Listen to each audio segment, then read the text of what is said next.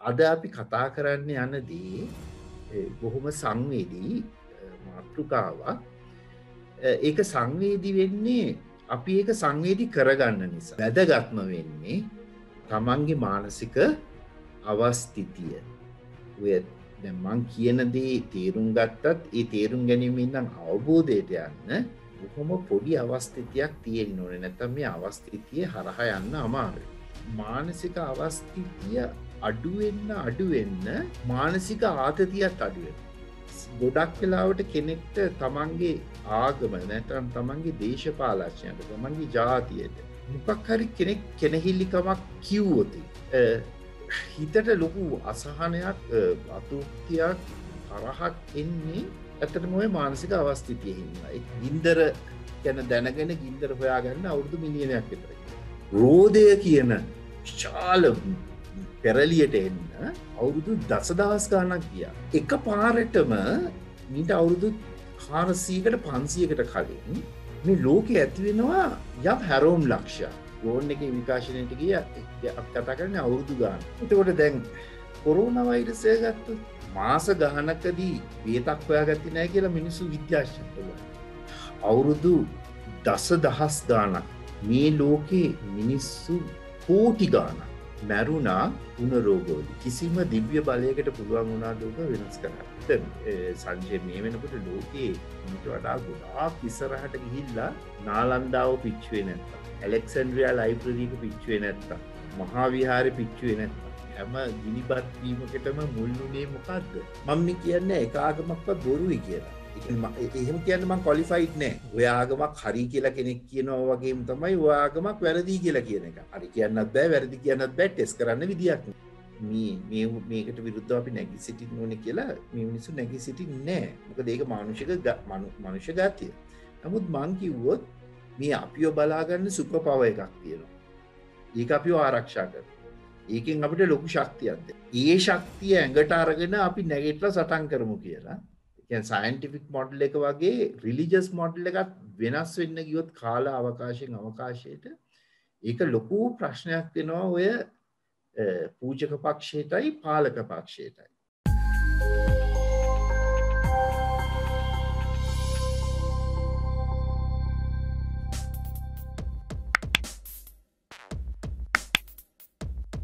අයිබෝවන් සියලු දෙනාටම මහාචාර්ය චන්දිම ගෝමස් මහතාත් එක්ක අපි අන්තිමට සම්බන්ධ වුණේ මේ කොරෝනා ව්‍යසනයේ දවස්වල කොහොමද මේ ලෝකය කොරෝනාත් එක්ක ගැටෙන්නේ කියලා පොඩි සාකච්ඡාවක් කරා ඔයගලන්ට මතක ඇති.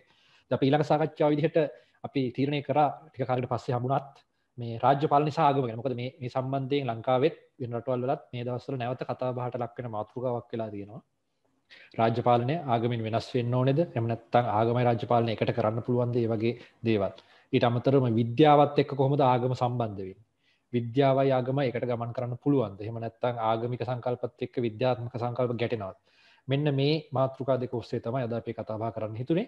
මොකද මම මේක කතා කරන්න ගොඩක්ම හිතුවේ මම දැක්කා මහාචාර්ය චන්දිම ගෝමස් මහත්මයාගේ බ්ලොග් සටහන් කීපයක් මේට ළඟින් යනවා. ඉතින් මේ බ්ලොග් සටහන් දිහා බැලුවම මම හිතුවා මේ කාරණේ විමසන්න ඉතාම හොඳ පුද්ගලයෙක් අපි ගාව ඉන්නවා කියලා.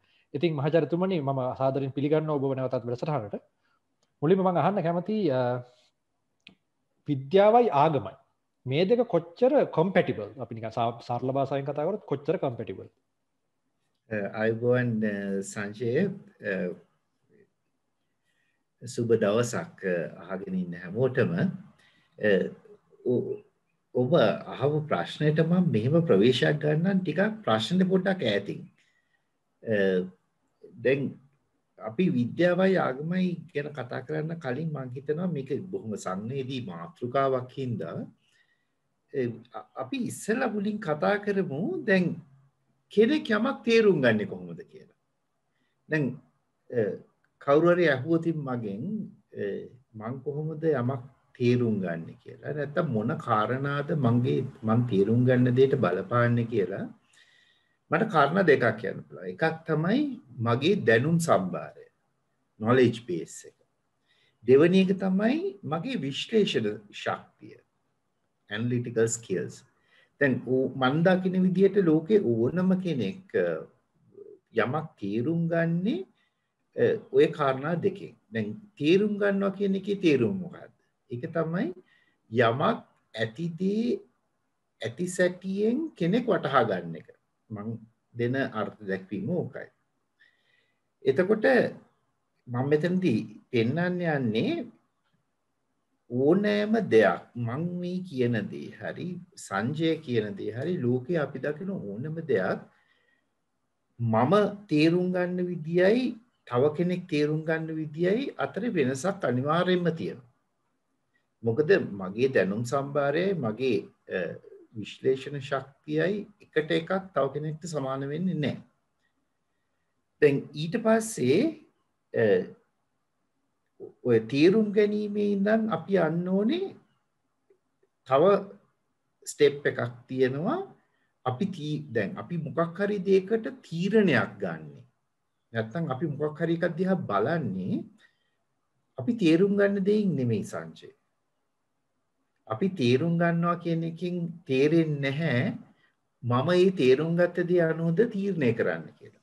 අපි යමක් තීරණය කරන්නේ නැත්තම් ක්‍රියාත්මක වෙන්නේ යමක් අවබෝධ කරගන්න විදිය. තේරුම් ගැනීමේ අවබෝධ කර ගැනීමේ අතර තියෙන වෙනස තමයි තේරුම් ගත්තේ තමන්ගේ මනස විසින් පිළිගැනීම තමයි අවබෝධය කියන්නේ. එතකොට ඔය තේරුම් ගැනීම ඉඳන් අවබෝධයට යන මාර්ගයේ ලොකු බාධකයක් තියෙනවා. අපි ඔබට කියනවා ඉතින් මානසික ආතතිය කියලා. psychological stress psychological inertia නැත්නම් mental inertia කියලා කියන්නත් පුළුවන්. එතකොට මොකද්ද මේ mental inertia කියන්නේ? දැන් inertia කියන එකේ තේරුම ඔය භෞතික විද්‍යාව කරන කෙනෙක් හොඳට දන්නවා. භෞතික අවස්ථිතිය කියන එක යමක් තියෙන ආකාරයෙන් වෙනස් වීමට දරන අකමැත්ත. එතකොට මිනිසෙක්ගෙත් තියෙනවා එයාගේ මානසික තත්ත්වයේ අපි හැමෝටම මේක තියෙනවා. තියෙන ආකාරයෙන් වෙනස් වෙන්න අකමැති. දැන් ඔය අවස්ථිතිය සමහරුන්ගේ ඉතා උඩයි සමහරුන්ගේ ඉතා විශාලයි. එතකොට දැන් මම ඕක පොඩි උදාහරණයකින් කියනවා නම් දැන් හිතන්න කවුරු හරි අපිට කියනවා වල්ලලියෙක් ඇවිල්ලා කුඹුක් ගහක් පෙරලලා දාලා කියලා. එතකොට දැන් මේක තේරුම් ගන්න මේක සත්‍ය අසත්‍යතාවයේ තේරුම් ගන්න මං දැනගෙන ඉන්න ඕනේ සාමාන්‍යයෙන් කුඹුක් ගහක් හොඳට වැදුණු කුඹුක් ගහක සයිස් එක මොකක්ද? ඒක DCM පෙරලන්න පුළුවන් දෙයක්ද? ඒ වගේ දෙයක් මට දැනුම තියෙනවා. ඒ වගේම මම දැනුමක් තියෙන්න ඕනේ අලියෙක් කියන්නේ ඇතෙක් කොච්චර ලොකුද ඇතාට මේ මොන වගේ ශක්තියක් තියෙනවද ගහක් පෙරලන්න කියලා. ඊට පස්සේ මට මගේ විශ්ලේෂණ ශක්තිය උපයෝගී කරගෙන මට හිතා ගන්න වෙනවා එතකොට මෙහෙම අලියෙක් ඔය කියන පැත්තේ ඉන්න පුළුවන්ද? ඔය කුඹුක් ගහ තියෙන කැලේ අලි ඉන්න පුළුවන් ප්‍රදේශයක්. දැන් ඔය වගේ කාරණාත් කීපයක් තියෙනවා. ඒවා ගැන හිතලා තමයි මං තීරණය ගන්න. එතකොට දැන් අලියෙක් ගැන දන්නේ නැති කෙනෙක් හෝ කුඹුක් ගහ ගැන දන්නේ නැති කෙනෙක්ට අමාරුයි දැන් මෙතනදී මේ කියපු දේ හරියට තේරුම් ගන්න. දැන් ඊට පස්සේ තේරුම් ගැනීමේ ඉඳන් අවබෝධයට යන්න දැන් වල්ලලියෙක් කුඹුක් ගහක් පෙරලලා කොහේ හරි තියෙන කිව්වහම ඒක තේරුම් ගන්නවා වගේම මට අවබෝධ කරගන්නත් එච්චර අමාරුවක් නැහැ. මම හිතන්නේ හැමෝටම ඒකේ ප්‍රශ්නයක් නැහැ. නමුත් හිතන්න අනිත් අතට කවුරු හරි කියනවා ඔබගේ ප්‍රියතම දේශපාලඥයා ගිහිල්ලා කැලේ තිබිච්ච කුඹුක් ගහක් කපාගෙන ට්‍රැක්ටරේ පටවගෙන ගිහිල්ලා කියලා. දැන් එතකොට මේ දේශපාලඥයාගේ පසුබිම ඔය කුඹුක් ගහේ වටිනාකම ඕවත් එක්කලා අපි විශ්ලේෂණය කරාම ගොඩක් වෙලාවට තේරුම් ගන්නවා අපි මේක මේ මනුස්සයා කපන්න ඇති කියලා. නමුත් ඕක අවබෝධයට ගන්න නැත්නම් ඕක පිළිගන්න ගොඩක් අයට අමාරුයි. අර දේශපාලඥයා තමන්ගේ ප්‍රියතම පුද්ගලයා නම්. දැන් ඒ වෙලාවට තමයි මිනිස්සු කියන්නේ ඒක හරියන්න ඇති ඒ වුණත් මං හිතන්නේ මිනිහා ඔහොම කරයි කියලා. ඔය ඒ වුණත් කියන්නේ ගොඩ වෙලාවට අවබෝධය එන්නේ නැහැ. තේරුම් ගැනීම තියෙනවා. ඉතින් මම මේ දේ කිව්වේ අද අපි කතා කරන්න යන දේ බොහොම සංවේදී මාතෘකාවක්. ඒක සංවේදී වෙන්නේ අපි ඒක සංවේදී කරගන්න නිසා. එතකොට ඒ සංවේදී භාවය අතරෙම මං හැමෝටම පණිවිඩයක් දෙනවා. මතක තියාගන්න ඔගොල්ලෝ සංවේදී වෙන්නේ ඕගලන්ගේ දැනුම් සම්භාරය සහ විශ්ලේෂණ ශක්තිය මත. ඒක මම කියන්නේ මෙයාට වඩා මෙයාගේ හොඳයි කියලා. නමුත් ඒක එක එක්කෙනාට අනන්‍ය වූ දෙයක්. ඊට වඩා වැදගත්ම වෙන්නේ තමන්ගේ මානසික අවස්ථිතිය. ඔය දැන් මං කියන දේ තේරුම් ගත්තත් ඒ තේරුම් ගැනීමෙන් ඉඳන් අවබෝධයට යන්න බොහොම පොඩි අවස්ථිතියක් තියෙන්න ඕනේ. නැත්නම් මේ අවස්ථිතිය හරහා යන්න අමාරුයි. එතකොට ඕක ඔළුවේ තියාගන්න. කොච්චර කිව්වත් පිළිගන්නේ නැහැ කියන එක නේද ඔය?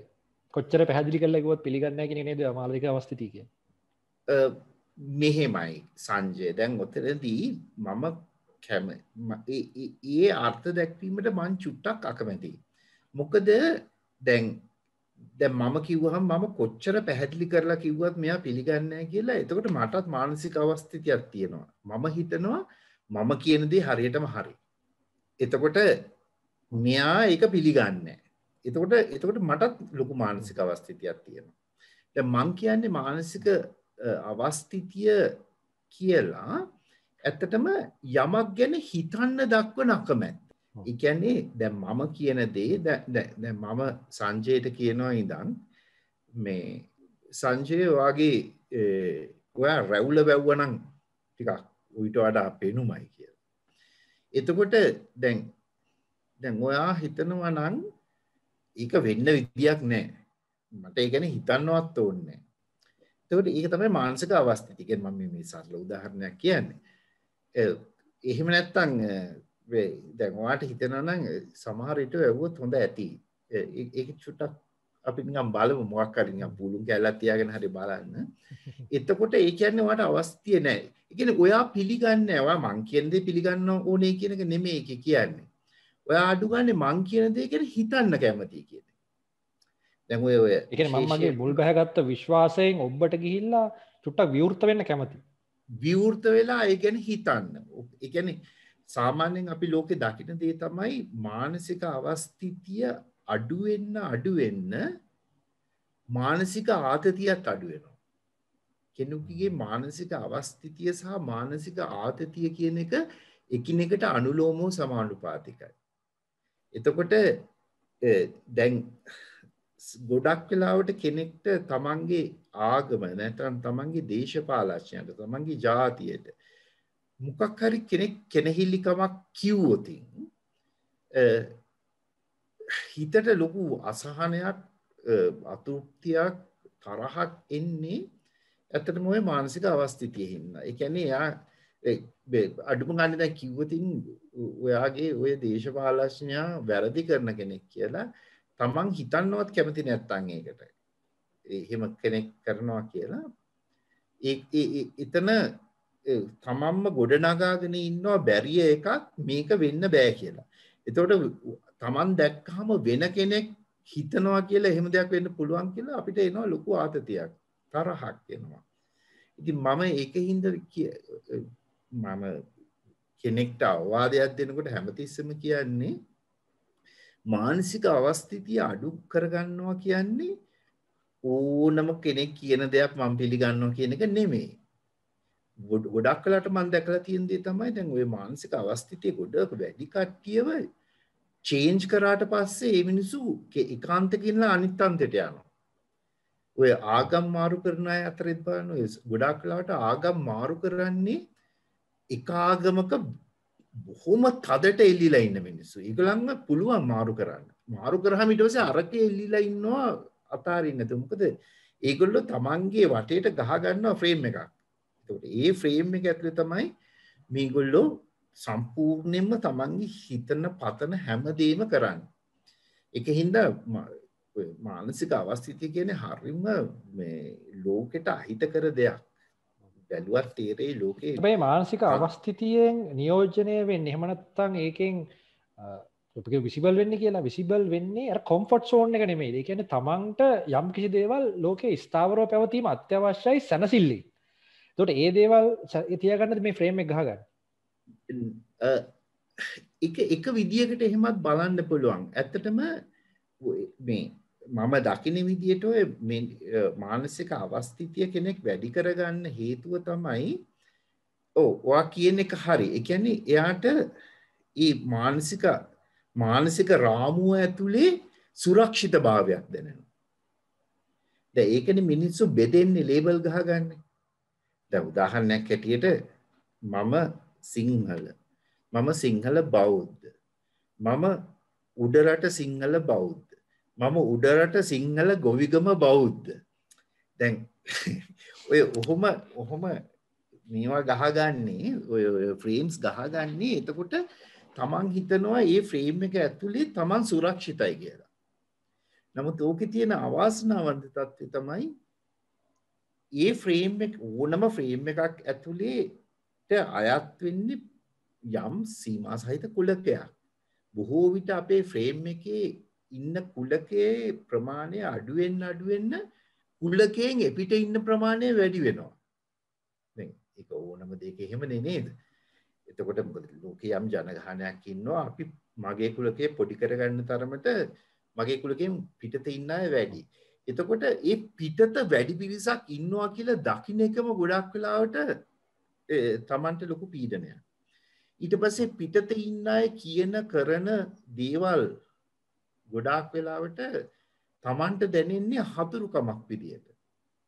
ඉතින් ඒකින්ද මං කියන්නේ ඔය තමන් කුලකයක් ෆ්‍රේම් එකක් ගහගන්නකොට පුළුවන් තරම් විශාල කුලකයකට තමන් අයිති වෙන තරමට තමන්ගේ මානසික සහනය වැඩි. දැන් උදාහරණයක් ඇටියට මං හිතනවා නම් මම විශ්වීය පුරවැසියෙක්.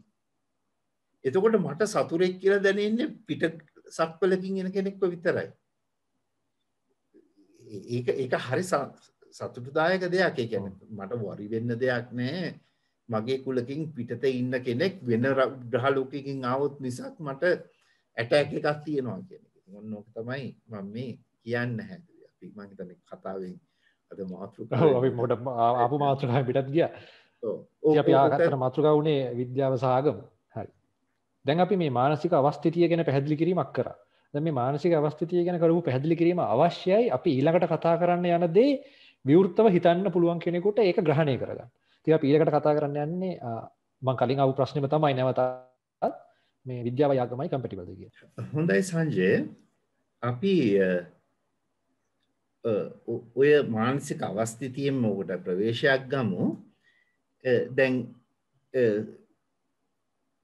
මේ කියන කතාව පොඩ්ඩක් ඕගලන්ගේ ඔය කලින් මං කියපු මානසික අවස්ථිතිය පොඩ්ඩක් පැත්තකින් තියලා ඒ කියන්නේ චුට්ටක් අඩු කරගෙන මේ වෙලාවේ හැටියට පොඩ්ඩක් තේරුම් ගන්න බලන්න.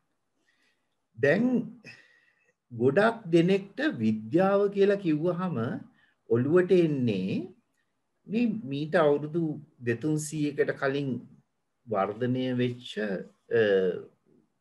මේ බටහිර ලෝකෙන් ආපු අලුත් නිර්මාණයක් කියලා. දැන් අපි පොඩි ළමයෙක්ට කිව්වොතින් විද්‍යාඥයෙක් අඳින්න කියලා ගොඩක් වෙලාවට එයා අඳින්නෙත් එක ටෙස්ට් ටියුබ් එකකින් තව ටෙස්ට් ටියුබ් එකකට මොකක් හරි ද්‍රාවණයක් දාන අර ලැබ් කෝට් එකක් අඳගත්ත පුද්ගලෙක්ව එහෙම නැත්නම් මයික්‍රොස්කෝප් එකකින් බලන කෙනෙක්ව. දැන් විද්‍යාව කිව්වහම විද්‍යාඥයෙක් කිව්වහම ඕකනේ ඔළුවේ තියෙන්නේ. ඇත්තටම සංජය දැන් මේ විද්‍යාව කියන එක මොකක්ද කියලා අපි බැලුවතින් අපිට පේනවා විද්‍යාවේ නාමයෙන් අපි කරන්නේ මොකක් හරි ආකෘතියක් තනා ගන්නවා මොඩල් එකක් කාරණා දෙකකට. එකක් තමයි අපිට මේ විශ්වය ගැන තියෙන කුතුහලය නැති කරගන්න. දෙවැනි එක තමයි අපේ ජීවිතය මේ තියෙනට වඩා පහසු කරගන්න. එතකොට ඔන්න ඔය කාරණා දෙකට අපි මොඩල් එකක් හදා ගන්නවා. මොකක් හරි ඔබ්සර්වේෂන් එකක් දැක්කහම ඊට පස්සේ අපි ටෙස්ට් කරනවා මේ මොඩල් එක හරියනවද කියලා අපේ අර කුතුහලය සංසිඳව ගන්න. ඒක එහෙම වෙනවා නම් අපි මේ මොඩල් එක තව ඉස්සරහට ගෙනියනවා. එක කුතුහලයක් ඉවර වෙනකොට තව කුතුහලයක් එනවා. ඕක තමයි මනුෂ්‍යයාගේ ස්වභාවය. ඊට පස්සේ අපේ මොඩල් එක අපි දාගෙන යනකොට ඔය එක එක කාරණාවලට අපිට එක තැනකදී සමහරලාවට පළවෙනි තැනම සමහරලාවට පස්සේ වෙලාවකදී හිර වෙනවා. මේ මොඩල් එකෙන් අපිට මේක විස්තර කරන්න බෑ. එහෙම වෙච්ච ගමන් අපි කරන්නේ අපි මොඩල් එක වෙනස් කරනවා.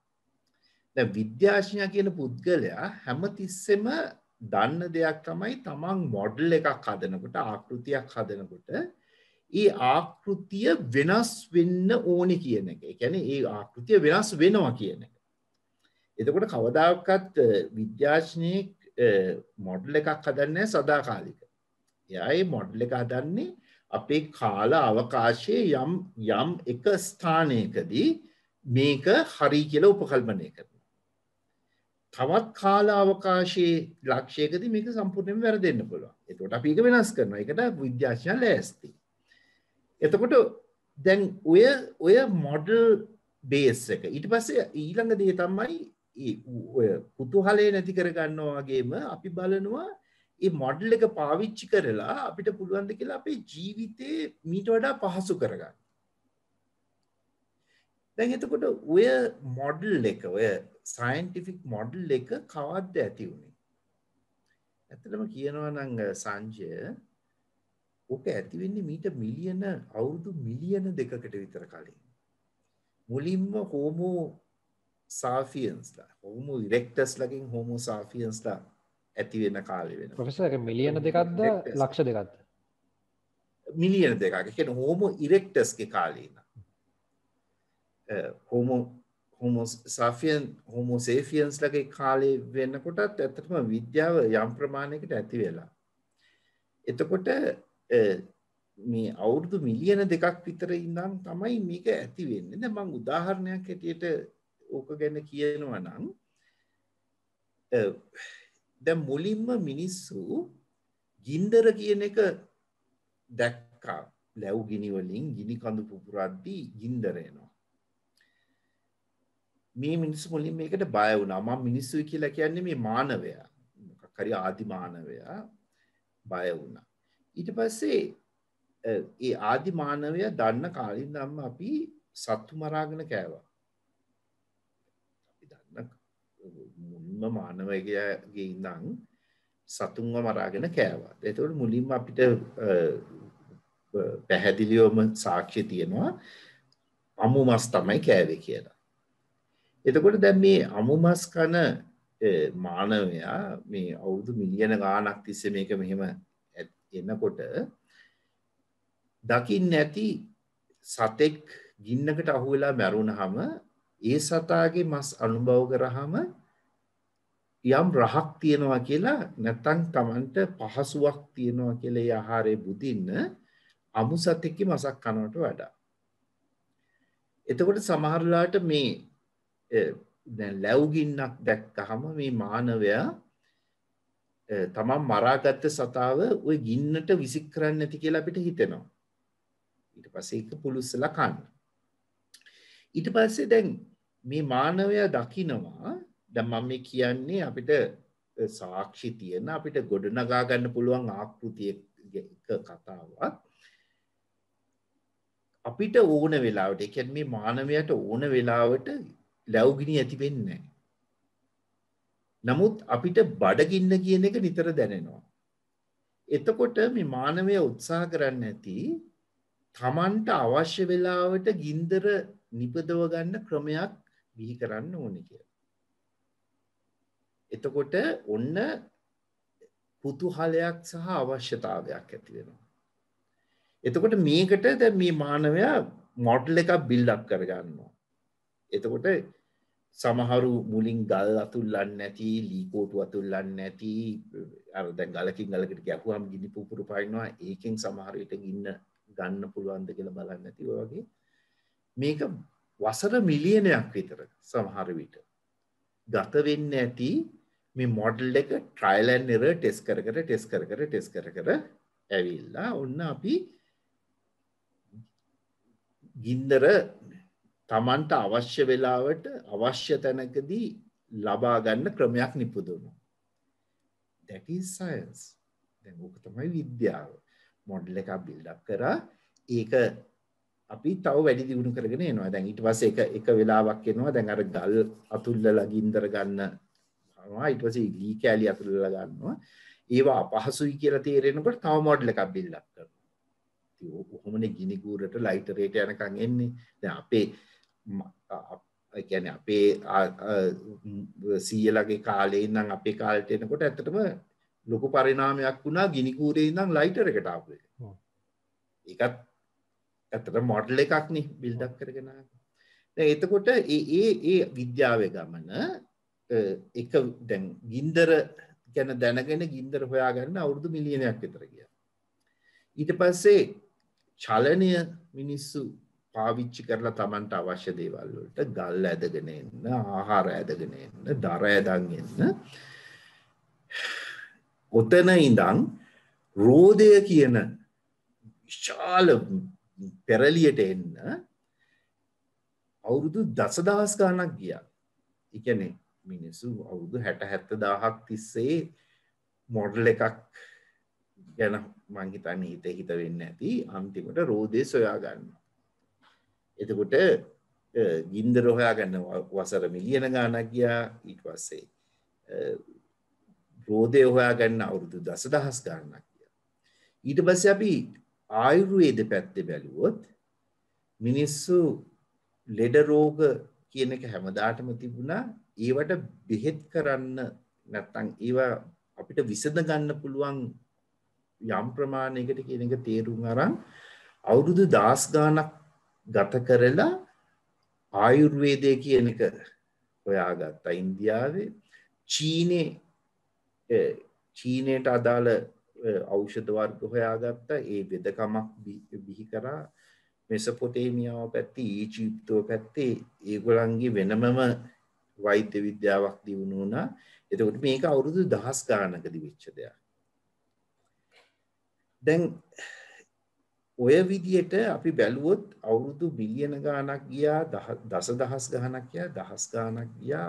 ඔහොම ඇවිල්ලා එකපාරටම මීට අවුරුදු 400කට 500කට කලින් මේ ලෝකේ ඇති වෙනවා යම් හැරෝම් ලක්ෂයක්. දැන් වෛරසය කියන එක ගැන දැනගෙන වෛරසයට බෙහෙත් හොයාගන්න, එන්නතක් හොයාගන්න ගිය අවුරුදු 100ක් විතර. එක පාටම අර අවුරුදු දසදහස් ගානක ඉඳන් දහස් ගානක ඉඳන් වගේ කාලයක් ගත්ත පෙරලිවලට අවුරුදු 100යි ගත වෙන්නේ. ඊට පස්සේ හිතන්න තව චුට්ටක් ඉස්සරහට එනකොට කම්පියුටර් එක ගැන. දැන් කම්පියුටර් එකේ කතාව අපි ලියන්නේ අවුරුදු ගානකින් නේ. ඒ කියන්නේ දශක ගානකින්. ඔව් දැන් 1950 ගණන් වල තිබිච්ච අර මහ විශාල කම්පියුටරේ වගේ මිලියන ප්‍රමාණයක් එෆිෂන්සි එක නැත්තම් කැපැසිටි එක තියෙන කම්පියුටර් එකක් අද වගේ ඉස්සරහ තියෙනවා මෙතන. ඒතකොට ඕකට ගියේ දශක කීපයක්. ඊට පස්සේ අපි ඩ්‍රෝන තාක්ෂණය ගත්තොත් දැන් ඩ්‍රෝන තාක්ෂණය මීට අවුරුදු 6කට 7කට කලින් ඩ්‍රෝන් එකක් කියන්නේ හරි ලොකු දෙයක්. ලක්ෂරි අයිටම් එකක් අවුරුදු 8කට 10කට කලින්. මට හොඳට මතකයි මං රින්ගිට් 50000ක ග්‍රාන්ට් එකකට ඇප්ලයි කරා ඩ්‍රෝන් එකක් හදන්න කියලා මැලේසියාවට ගිය දවස්වල. එතකොට ඩ්‍රෝන් එක අද වෙනකොට මිනිස්සුන්ගේ සාමාන්‍ය එදිනෙදා ජීවිතේ ලංකාවේ නම් රෙස්ට්‍රික්ෂන්ස් තියෙනවා. එහෙම නැත්නම් ඕන පොඩි එකෙක් අතේ තියෙන්න ඕන දෙයක් මේ වෙනකොට ඩ්‍රෝන් එක කියන්නේ. තවත් සරල දෙයක් ස්මාර්ට්ෆෝන් එක. ඩ්‍රෝන් එකේ විකාශනයට ගිය අපි කතා කරන්නේ අවුරුදු ගානකින්.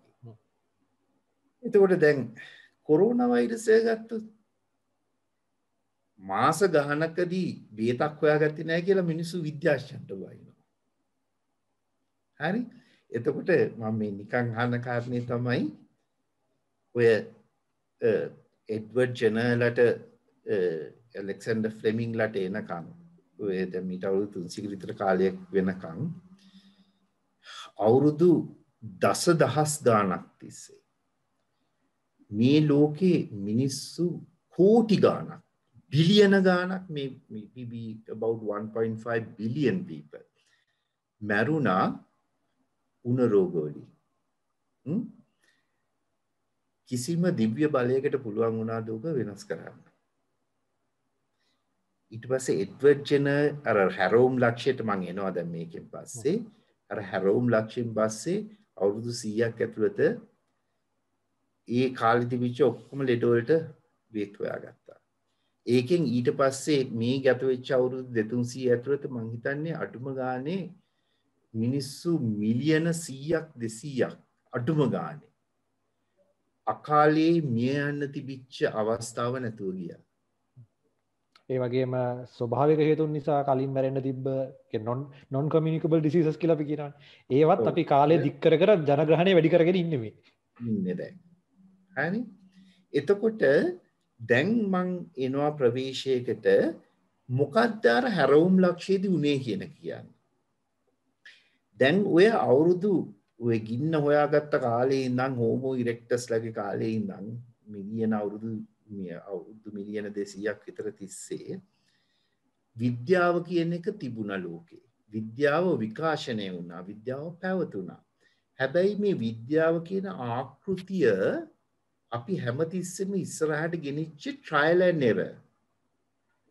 ඒ කියන්නේ අපි ඒක ඇප්ලයි කරනවා, වැරදුනහම ඒක වෙනස් කරනවා. ඇප්ලයි කරනවා, වෙනස් කරනවා. ට්‍රයිල් ඇන්ඩ් එරර් විදියට.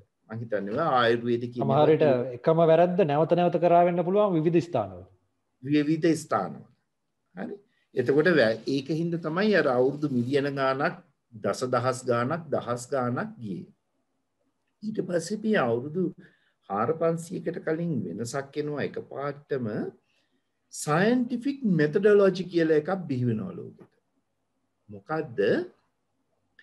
අපි අර ආකෘතියක් ගොඩනගාගෙන ඒකෙන් අපේ කුතුහලය සංසිඳවනවා වගේම අපේ පහසුව වැඩි කරගන්න ඕක ඇප්ලයි කරද්දී අපි බලනවා ඒක කරන්න අර තමන්ට හිතන ඕන විදියකට කරනවා නෙමෙයි යම් කිසි ක්‍රියාදාමයකට අනුව ඒක කරන්න.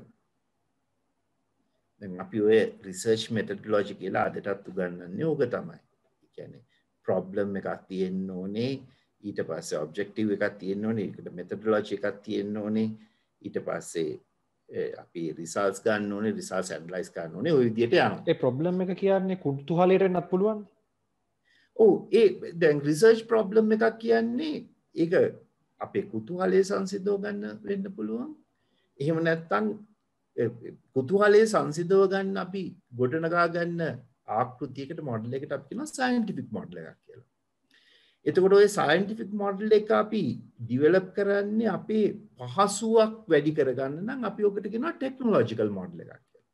It's another scientific model but more technically oriented. හරි. එතකොට විද්‍යාත්මක ආකෘතියක් හෝ විද්‍යාත්මක ආකෘතියක ඊළඟ පියවර තමයි තාක්ෂණික ආකෘතියක් කියන්නේ. එතකොට ඔය දෙකම අපි ගොඩනගා ගන්න එක අපි ඇප්ලයි කරනවා, ඒක වැරදෙනකොට ඒක වෙනස් කරනවා, ඒක වැරදෙනකොට වෙනස් කරනවා, ඒක වැරදෙනකොට වෙනස් කරනවා. ඕක තමයි අපි මේ එන්නේ. ඒ නමුත් දැන් ඕගලන්ට වාට තේරෙනවා ඇති මේ ක්‍රමය ලෝකේ ඕනෑම විද්‍යාඥයෙක් ඒක දකුණු අප්‍රිකාවේ ඉන්න මම වෙන්න පුළුවන්, ලංකාවේ ඉන්න ඔයා වෙන්න පුළුවන්, ජපානයේ ඉන්න යසුකි හොබාරා වෙන්න පුළුවන්. ඔය ඕනම කෙනෙක් බටහිර විද්‍යාව ඉගෙන ගත්තා නම් එයා වැඩ කරන්නේ ඔය පිළිවෙලට. එතකොට ඔයාලට තේරෙනවද සංජය මේ ක්‍රමවේදයට ගිය ගමන් දැන් මං ඒක බටහිර උනේ. මොකද්ද? ඇයි ඒක බටහිර කිව්වේ? ඒ විශේෂණ පදයක් දැම්මේ. නෑ ඒක මම බටහිර කියලා කිව්වේ දැනට අපි මේක ඉගෙන ගන්නේ බටහිරින් එන හින්දා. හරි? එතකොට ඕකෙන් කියන්නේ මේක බිහි වුණේ බටහිර කියන එක. ඒ කියන්නේ මේක සමහර විට අපේ පෙරදිග තියෙන්නේ නැති. එහෙම නැත්තම් මේක මම ඇත්තටම එක ෆ්‍රේම් කරන්න හැදුවේ ඒක පෙරදිගද බටහිරද කියන බෙදීම ඇති කරන්න නෙමෙයි. නමුත් මෙතන කතිකාවේ තියෙනවා අපි විද්‍යාව විදිහට බටහිර කියලා සංකල්පයක් එක්ක කතා කරනකොට ඒකට ඔව් අපේ සමහර කොටස් විසින් ඒකට කෙලින්ම පොඩක් ඒකට අර අමානසික අවස්ථිතියක් දානවා. ඒක හරි. ඔයා කියන කතාව සම්පූර්ණයෙන්ම හරි. මොකද ඒකයි මම අර මුලින්මත් කිව්වේ මේ විද්‍යාව කියන එක බිහි වෙන්නේ සමහර වෙලාවට අප්‍රිකාවේ කොහේ හරි බිහි වෙච්ච හෝමෝ ඉරෙක්ටස්ලා හරි ආසියාවේ කොහේ හරි බිහි වෙච්ච හෝමෝ ඉරෙක්ටස්ලා හරි ඒ කොටසෙන්. නමුත් මම මේ බටහිර කියන වචනේ මෙතන දැම්මේ ඔය ක්‍රමවේදයකට වැඩ කරන එක. ඔය ට්‍රයිල් ඇන්ඩ් එරර් එකෙන් මිදිලා ඔය ක්‍රමවේදයකට වැඩ කරන එක අපි දන්න කාලේ පිළිගත් ඩොකියුමන්ට්, ඒ කියන්නේ ලිඛිත සම්මතයක් බවට පත් වුණේ මේ කාලේ කියන එකනේ. පත් වුණේ මේ කාලේ. ඒකයි. එහෙම නැතුව ඒක ඇත්තටම මම දන්නේ නැහැ ඒක කොහෙද හරියටම බිහි වුණේ කියලා, කොතනද කියලා. මොකද අපේ සමහර තාක්ෂණ බැලුවාම ලංකාවේ දැන් උදාහරණයක් හැටියට විහාර කර්මාන්තය බැලුවාම ඒක ට්‍රයිල් ඇන්ඩ් එරර් දියුණු වෙන්න තරම් කාලයක් තිබුණේ නැහැ. වැව් වල අපේ වැව් අමුණු වල තිබ්බ වාරි තාක්ෂණ වැව් අමුණු ගත්තාම ඒවා අවුරුදු දසදහස් ගාණක් දියුණු වෙන්නේ මේ ට්‍රයිල් ඇන්ඩ් එරර් යන තරම් කාලයක්දී නෙමෙයි මේක දියුණු වුණේ. එතකොට හිතෙනවා මෙහි අපේ අනිවාර්යයෙන්ම තියෙන්නේ නැති කියලා. සමහර විට කාලිංග මාග මුච්චල දාපු පොත්පත්වල තියෙන්නේ නැති. තියෙන්නේ නැති. මොකද සංජය මේ වෙනකොට ලෝකේ මීට වඩා ගොඩාක් ඉස්සරහට ගිහිල්ලා නාලන්දාව පිච්චුවේ නැත්තම්, ඇලෙක්සැන්ඩ්‍රියා ලයිබ්‍රරි එක පිච්චුවේ නැත්තම්, මහා විහාරෙ පිච්චුවේ නැත්තම්, එතකොට මේ මහා පුස්තකාල විශාල ප්‍රමාණයක් අද වෙනකොට නෑ. කියන්නේ ලෝකයේ ඇත්තටම ඒක තමයි දැන් ඔය ඒ හැම ගිනිබත් වීමකටම මුල් වුණේ මොකද්ද? අන්තිමට විද්‍යාව නෙවෙයි ආගම. හරි? එතකොට ඕකත් අපි අමතක කරන්න නරකයි. නමුත් අපි එමු උතන්ට. එතකොට දැන් මම කියන්න හැදුවේ මේ ක්‍රමවේදයකට අනුව ඒ මම නැවතත් කියනවා අර වා කියපු එකට පිළිතුරක් විදියට මේ ක්‍රමවේදය පටන් ගත්තා කියලා අපිට මේ ලිඛිතව තියෙන්නේ මේ යුරෝපේ රටවල් කීපයක. නමුත් ඒකෙන් කියන්නේ මේ ක්‍රමවේදය තිබුණේ මෙහෙ විතරයි කියලා. වෙන රටවල් තියෙන්නේ නැති, කියලා නැති වෙන්නේ නැති. නමුත් මට මෙතෙන්දි වැදගත් වෙන්නේ අපිට ඒක නෙමෙයි, මේ ක්‍රමවේදයකට අනුව අපි අර මොඩල් එකයි ඒ මොඩල් එකේ ප්‍රතිඵලයි. මොඩල් එකක් හදා ගන්නවා, ඒ මොඩල් එක ඇප්ලයි කරලා අපිට අවශ්‍ය දේවල් ගන්නවා, බැරි වුණාම මේ මොඩල් එක වෙනස් කරනවා. මේ විදිය යම් ක්‍රමයකට අනුව යන්න ගත්තට පස්සේ එකපාරටම අර අවුරුදු දහස් ගණනක් මිලියන ගණනක් තිස්සේ කෙරිච්ච ක්‍රියාවලියක් එකපාරටම අවුරුදු 100 ගණන්, දශක ගණන්, අවුරුදු ගණන්, මාස ගණන් වලට අඩු වුණා. එතකොට අන්නේ එතන තමයි මන් දකින්නේ මේකේ වැදගත්කම. දැන් අපි කොච්චර කිව්වත් ලෝකේ මිනිස්සුන්ගේ ජීවන තත්ත්වය බැලුවා.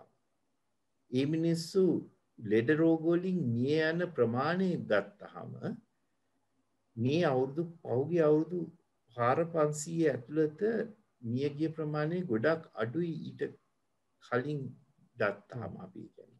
වසරකට ඇත්තට මේ පොතක් තියෙනවා මේ සම්බන්ධයෙන් ලියවිච්ච එක, මතයකුත් එක්ක මම පුද්ගලයාගේ නම් මතක නෑ. ඒකේ සාක්ෂි සහිතව කරුණු ගෙනහැර දක්වන ස්ටැටිස්ටිකල් ඩේටා එක්ක අපි දැන් ජීවත් වෙන්නේ ලෝක ඉතිහාසයේ ස්වර්ණමය අවධියේ. ඒක මාත් අනිවාර්යයෙන්ම පිළිගන්නවා. ඔය කොච්චර කිව්වත් මං හිතන්නේ මේ ලෝකෙ ඉන්න කිසිම කෙනෙක් කැමති වෙයි කියලා මීට අවුරුදු 400කට කලින් තැනකට ගිහින් දානවා. ගිහිල්ලා දවසක් ඉඳලා එන්න කැමති වෙයි. නමුත් තමන්ගේ ජීවිත කාලේ අර නගරේ ඉඳන් ගමේ අසිරිය වර්ණනා කරනවා. නමුත් ගමට ගිහිල්ලා ඉන්න ගියාම තමයි දුෂ්කරතාවය තේරෙන්නේ. ගමක ගිහිල්ලා ජීවත් වෙන්න ඕනේ තේරුම් ගන්න මොකද්ද මේකේ තියෙන தත්ත්වය කියලා.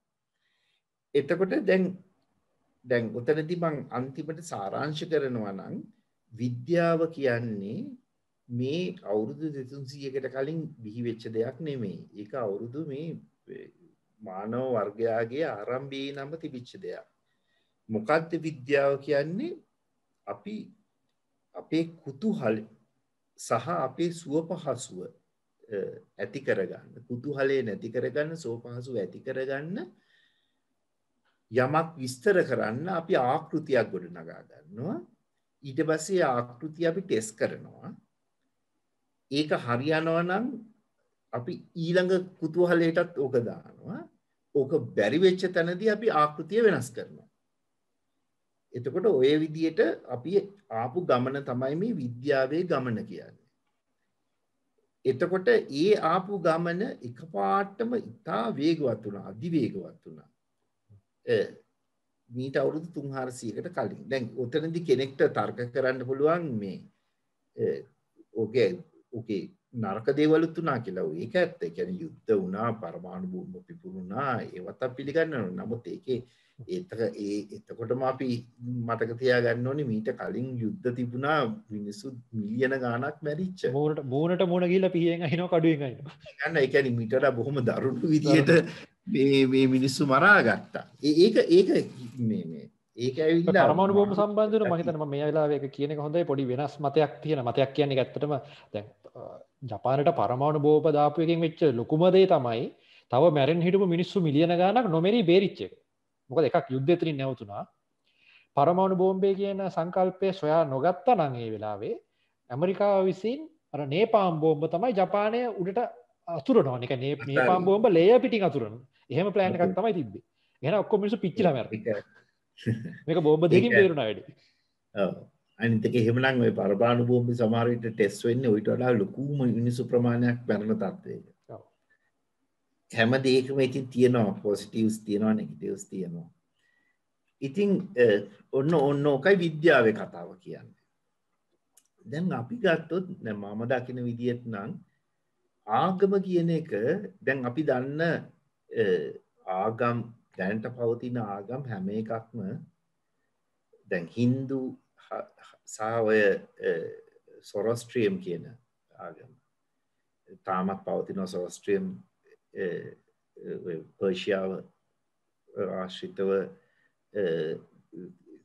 පවතිච්ච ආගමක් ඔය දෙක තමයි දැනට ඒ නම ටිකක් හුරුයි වගේ. සෙරෙක්සිස්ට සම්බන්ධයක් තියෙනවා. මොකද සෙරෙක්සිස් කියලා පර්ෂියන් එම්පරර් කෙනෙක් හිටියා අධිරාජ්‍යයේ. ඒ නමත් එක්ක මොකක් හරි සම්බන්ධයක් තියෙනවා.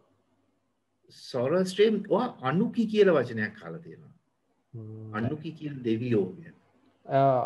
අනුබිස් කියලා අනුකි කියලා අහලා නැහැ. ඒ කියන්නේ සොරොස්ට්‍රියම් තමයි සොරොස්ට්‍රියනිසම් තමයි ලෝකේ පළවෙනි ඒක දේව ආගම. ඔය ඒබ්‍රහමියන් ආගම් ඔක්කොම ටිකේ මුත්තා තමයි සොරොස්ට්‍රියම්. ඒක මම ප්‍රොනවුන්ස් කරන විදිය හරියද කියන්න මට ෂුවර් නෑ. මොකද මට හම්බෙච්ච ඔය ආගම අදහන කීප දෙනෙක්ව මම කතා කරලා තියෙනවා. මේ එතකොට ඒගොල්ලෝ ප්‍රොනවුන්ස් කරන්නේ චුට්ටක් වෙනස් විදියට. දැන් ඒකයි හින්දු කියන ආගම් දෙක තමයි අපි දන්න තරමින් දැන්ට තියෙන ආගම් වලින් පරණම අවුරුදු 8000ක් 6000ක් 8000ක් අතර ප්‍රමාණයක් වගේ වෙන්නේ. එතකොට ඊට පස්සේ ආගම කොම් වගේ ඊට අඩු කාලයක දැන් යුදෙව් ආගම ගත්තොත් අවුරුදු 5000ක් විතර ඊට පස්සේ ක්‍රිස්තියානි අපි දැන්ට තියෙන අවුරුදු 2500ක් විතර 2000ක් විතර බුද්ධ ආගම 2500ක් විතර ඊට පස්සේ ඉස්ලාම් ආගම දැන්ට අපි දන්න ඉස්ලාම් ආගම 1400ක් විතර අවුරුදු ඔය වගේ තමයි. එතකොට දැන් මම මේ කියන්න හදන දේ දැන් ඔය මම මානසික ආතති ගැන එහෙම කිව්වේ ඒකයි මේ මානසික අවස්ථිතිය ගැන එහෙම මුලින් දැන් හොඳට බැලුවොත් තේරෙනවා විද්‍යාවේ අතීතයේ එක ගත්තහම මේ ආගම් කියන්නේ මේ ඉතා කුඩා දරුවෙක් මේ බොහොම මෑතකදී බිහි වෙච්ච දෙයක්. ඒ කියන්නේ විද්‍යාව තිබුණා මානව වර්ගයාගේ බිහිවීමේ ඉඳන්. නමුත් මේ ආගම් කියන සංකල්පාවේ බොහෝම පස්සේ කාලේ. එතකොට දැන් ඔය ආගම් ගැන අපි බැලුවොතින් දැන් ඔය මගේ මානසික අවස්ථිති කතාවේ උච්චතම තැන දැන් ඒ කියන්නේ මේක තේරුම් ගන්න ගොඩක් අයට පුළුවන් නමුත් අවබෝධ කරගන්න ගොඩක් අය අකමැති. ඔව් ඊලරින්.lk තුලින් අපි ඇත්තටම මේ දේශපාලනික වශයෙන්වත් සමාජීය වශයෙන්වත් මේ ප්‍රශ්නයක් ඇති වෙන දේවල් නෙමෙයි සාකච්ඡා කරන්නේ. නමුත් අපිට මේ දැනුම වැදගත්, විචාරවත්ව, අර්ථවත්ව තීරණ ගන්න. ඉතින් ඒ දැනුම ලබා දෙන්න අවශ්‍ය අපරිසරය හදන එක තමයි අපේ යුතුයකම. ඒක තමයි මේ වගේ සාකච්ඡා පවත්වන්නේ. ඉතින් මේ වගේ සාකච්ඡාවකට ඔයගොල්ලෝත් සහභාගී වෙද්දී අනිවාර්යයෙන්ම මානසිකව විවෘත වෙලා අපි මේ කියන කාරණාව ගැන ගැඹුරින් හිතන්න පුළුවන් තරමට ඔයගොල්ලෝ ගෙන යන්න තමයි අපේ අරමුණ. එහෙම නැත්නම් අපි කියන එක පිළිගන්න ඕනේ කියන එක නෙමෙයි. බොහොම ස්තුතියි සංජේ වචන ටිකට.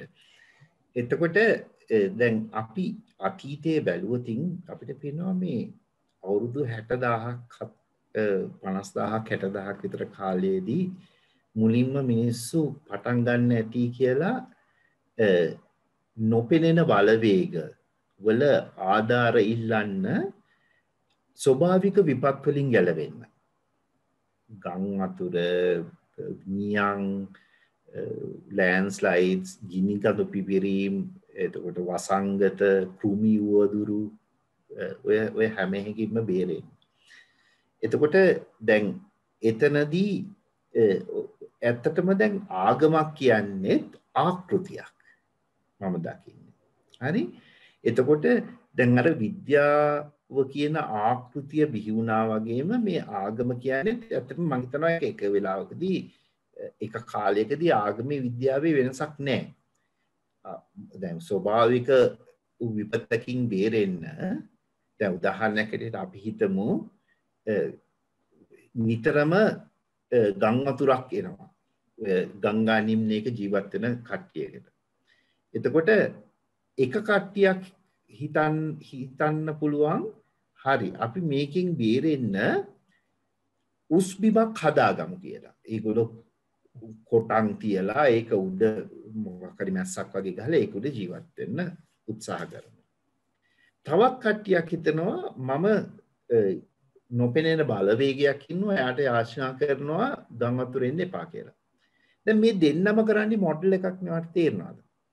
එතකොට ඊට පස්සේ ওই දෙන්නගේම මොඩල්ස් දෙක ටෙස්ට් වෙනවා. එතකොට සමහරලාට අර උස් බිමක් හදාගත්ත කෙනා බේරෙන්න පුළුවන් මුලින් ගම් වතුරකට දෙකකට. නමුත් අර යාචනා කරපු කෙනාට ගම් වතුර එනවා එයා මැරෙනවා. එතකොට ඔහොම තේරුණාම සමහර විට අර ඒ කමියුනිටි එක අර දෙවියන්ගෙන් මේ ගම් වතුර එන්න එපා කියලා විසඳුමක් ඉල්ලපු අය දෙවියන් වෙනස් කරන්න පුළුවන්. يعني මේ දෙයියෝ හරියන්නේ නැහැ වෙන දෙයියෝ කෙනෙක් අපි බලනවා. ඒක නද මොඩල්. ඒ වගේම දැන් අර කොටන් තියලා උස් බිමක තමන්ගේ ගේ හදාගත්ත කට්ටිය ඒගොල්ලෝ ගම් වතුර දෙකකට විතර බේරෙන්න පුළුවන්. ඊට පස්සේ කොටන් දීලා වැටලා ඊළඟ ගම් වතුරට ගහගෙන යන්න පුළුවන්. එතකොට ඒගොල්ලන්ට තේරෙනවා මේක හරියන්නේ නැහැ. මේ මොඩල් එක හරියන්නේ නැහැ. ඊට පස්සේ ඒගොල්ලෝ තව ඊට වඩා හොඳ ක්‍රමයකට යන්න පුළුවන්. එතකොට දැන් මේ දෙගොල්ලම මොඩල්ස් වලින් යන්නේ. Trial and error. ඊට පස්සේ දැන් මම දකින්නේ ඔය ප්‍රාථමික ආගම් නැත්නම් ඔය දිව්‍ය බල ඇදහවපු කට්ටියට ලොකු ප්‍රශ්නයක් වුණා. ඒගොල්ලෝ ඒ දිව්‍ය බල වලින් නැත්නම් නොපෙනෙන අදෘශ්‍යමාන බල වලින් උදව් ඉල්ලුවේ භෞතික ප්‍රශ්න විසඳ ගන්න. එතකොට ඒගොල්ලෝ බලාපොරොත්තු වෙන ඒ අර නොපෙනෙන අద్භූත බලවේගයට ලොකු චැලෙන්ජ් එකක් තියෙනවා. මොකද හැමතිස්සෙම මේ මොඩල් එක ටෙස්ට් වෙනවා භෞතික සංකල්පයක් එක්කලා. ඒක ගම් වතුර එක්ක, එහෙම නැත්නම් වසංගත එක්ක, එහෙම නැත්නම් සතුරු උවදුරු එක්ක. එතකොට ඒ මොඩල් එක දිගටම 4-5 පාර ෆේල් වෙනකොට අනිවාර්යයෙන්ම මොඩල් එක කොලැප්ස් වෙනවා. එතකොට මේගොල්ලෝ මොඩල් එක චේන්ජ් කරනවා. ඉතින් දැන් මම හිතනවා අවුරුදු දැන් ඔය 40,000ක් 50,000ක් තිස්සේ ඕක ඔය විදිහට විකාශනය වෙවි ඇවිල්ලා ඔය මීට අවුරුදු 10,000කට විතර කලින් වගේ වෙන්නේ නැති කියලා හිතනවා ඓතිහාසික සාක්ෂි අනුව මිනිස්සු අලුත් සංකල්පයක් බිහි කරගත්තා. ඒක තමයි after earthly life existence කියන එක. ඒ කියන්නේ මේ අපිට දැනෙන භෞතික ලෝකයෙන් එපිට ජීවිතයක්. එහෙම නැත්නම් මරණින් මතු ජීවිතය කියලා මම බොහොම සරලව කියන්නම්කෝ. එතකොට මරණින් මතු ජීවිතය හෝ මරණින් මතු පැවැත්ම. එහෙම එකක් තියෙනවා කියලා කන්සෙප්ට් එකක් බිහි කරගත්තා. එතකොට දැන් මේ කන්සෙප්ට් එකේ තිබිච්ච වැදගත්කම තමයි එතකොට අපි මේ ලෝකේ අපිට තියෙනවා ජීවත් වෙන්න ඊට පස්සේ නමුත් වැදගත් දේ තමයි මේ ලෝකේ ජීවත් වෙන එක නෙමෙයි මේ ලෝකෙන් මේ ජීවිතෙන් එහාට තියෙන අදෘශ්‍යමාන නොපෙනෙන අපි නොදන්න ලෝකේ හොඳ ජීවිතයක් ගත කරන එක කියලා. එතකොට ඒ වෙනුවෙන් අපි මොනවද කරන්න ඕනේ? දැන් ඔය අවුරුදු 10000කට විතර කලින් එකපාරටම අර ප්‍රිමිටිව් රිලිජන්ස් වලින් ඇවිල්ලා මට හිතෙන විදියට චේන්ජ් වෙනවා ආගම මේ non testable concept එකට. දැන් ටෙස්ට් කරන්න බෑනේ ඔක. එතකොට දැන් මං කියනවා නොපෙනෙන බලවේගයක් තියෙනවා, එහෙම නැත්නම් නොපෙනෙන වෙන ක්‍රමවේදයක් තියෙනවා. ඒ කියන්නේ මොකක් හරි යම් කිසි බලවේගයක් අපිට නොපෙනෙන, ඒ බලවේගයේ සතුටු වෙන විදියට අපි වැඩ කරාම මරණින් මත්තේ මට ඉතා හොඳ ජීවිතයක් ලැබෙනවා කියලා. දැන් ඕක බොහොම සේෆ් මොඩල් එකක් නේ. මොකද ජීවත් වෙලා ඉන්නකම් මට ඕක ටෙස්ට් කරන්න බෑ. ඒ වගේම ඕක මම ඇත්තට එහෙම දෙයක් වුණොත් මට මතක නැහැ. ඇත්තට එහෙම දෙයක් වුණොත් මට මතක නැහැ. මතක නැහැ. ඔව්. එතකොට ඊළඟට දැන් තමන් සුපර් පවර් එකකට ගිහිල්ලා සුපර් මෙන්ටැලිටි එකකට ගිහිල්ලා දැන් ඇත්තටම හිතන්නේ තමන් ඒක අවබෝධ කරගත්ත කියලා. එතනින් එහාට මට පුළුවන් එක කියන්න විතරනේ. එතකොට ඒක සෙල්ෆ් එක්ස්පීරියන්ස් එකක් විතරයි. ඒක කාටවත් දෙන්න පුළුවන් එක්ස්පීරියන්ස් එකකුත් නෙමෙයි. ටෙස්ට් කරන්න විදියක් නැහැ. ටෙස්ට් කරන්න විදියක් නැහැ. දැන් එතකොට මෙහෙම කන්සෙප්ට් එකක් බිල්ඩ් අප් වුණාම හරි ලේසි ඒක ඩිෆෙන්ඩ් කරන්න. දැන් ඊට පස්සේ අපි බලන්න ඕනේ, අපි බැලුවොතින් මේ කන්සෙප්ට්ස් බිහි වුණේ මොකටද කියලා. එකක් තමයි අර ඉස්සර වගේම අපිට තියෙනවා මේ ස්වභාවික විපත් වලින් බේරෙන්න අරවට මේවට කියලා. නමුත් ඔය කන්සෙප්ට් එක බිහි කරපු තනින් කියන්නේ ඒවට නෙමෙයි මේක වැදගත්ම වෙන්නේ මේ මරණින් මතු ජීවිතයට කියලා. මරණින් මතු පැවැත්මට කියලා. එතනින් එහාට දැන් ඒකනේ අපිට මේ කන්සෙප්ට් එක බිහි වෙච්ච තැන ඉඳන් ආපු ආගම් හැම එකක්ම ගැන අපි දන්නවා. මොකද මේ ආගම් ගොඩ කාලයක් සර්වයිව් වෙනවා දැන්. කාටවත් බෑ ඒකට චැලෙන්ජ් කරන්න. මම කියන්නේ එක ආගමක්වත් බොරුයි කියලා. ඒ කියන්නේ එහෙම කියන්න මම ක්වොලිෆයිඩ් නෑ. දැන් මම ඔය ආගමක් හරි කියලා කෙනෙක් කියනවා වගේම තමයි ඔය ආගමක් වැරදි කියලා කියන එක. හරි කියන්නත් බෑ වැරදි කියන්නත් බෑ, ටෙස්ට් කරන්න විදියක් නෑ. ඒක එතකොට තමන්ගේ විශ්වාසය මත පදනම. පිළිගැනීම. තමන්ගේ පිළිගැනීම. එතකොට ඕන කෙනෙක්ට කියන්න පුළුවන් දැන් මම කියනවා ඉඳන් මෙතන අලියෙක් ඉන්නවා. දැන් මං කියනවා මේ රූම් එක වට පේන්නේ නැහැ. නමුත් මේ රූම් එකේ තැනකට මහත් එක්කලා කියනවා මට පේනවා මෙතන අලියෙක් ඉන්නවා. ඒ අලියා තමයි මේ මුළු විශ්වයම පාලනය කරන්නේ. ඔය අලියට මං වන්දොත් උදේ හවහ ශෝස්ත්‍ර කිව්වොත් මං ප්‍රේස් කරොතින් මට සිතූ පැතූ දේ ලැබෙනවා ඊළඟ ආත්මේ කියලා. දැන් ඔයාලට පුළුවන් ද සංජය ඒක බොරුයි කියන්නේ?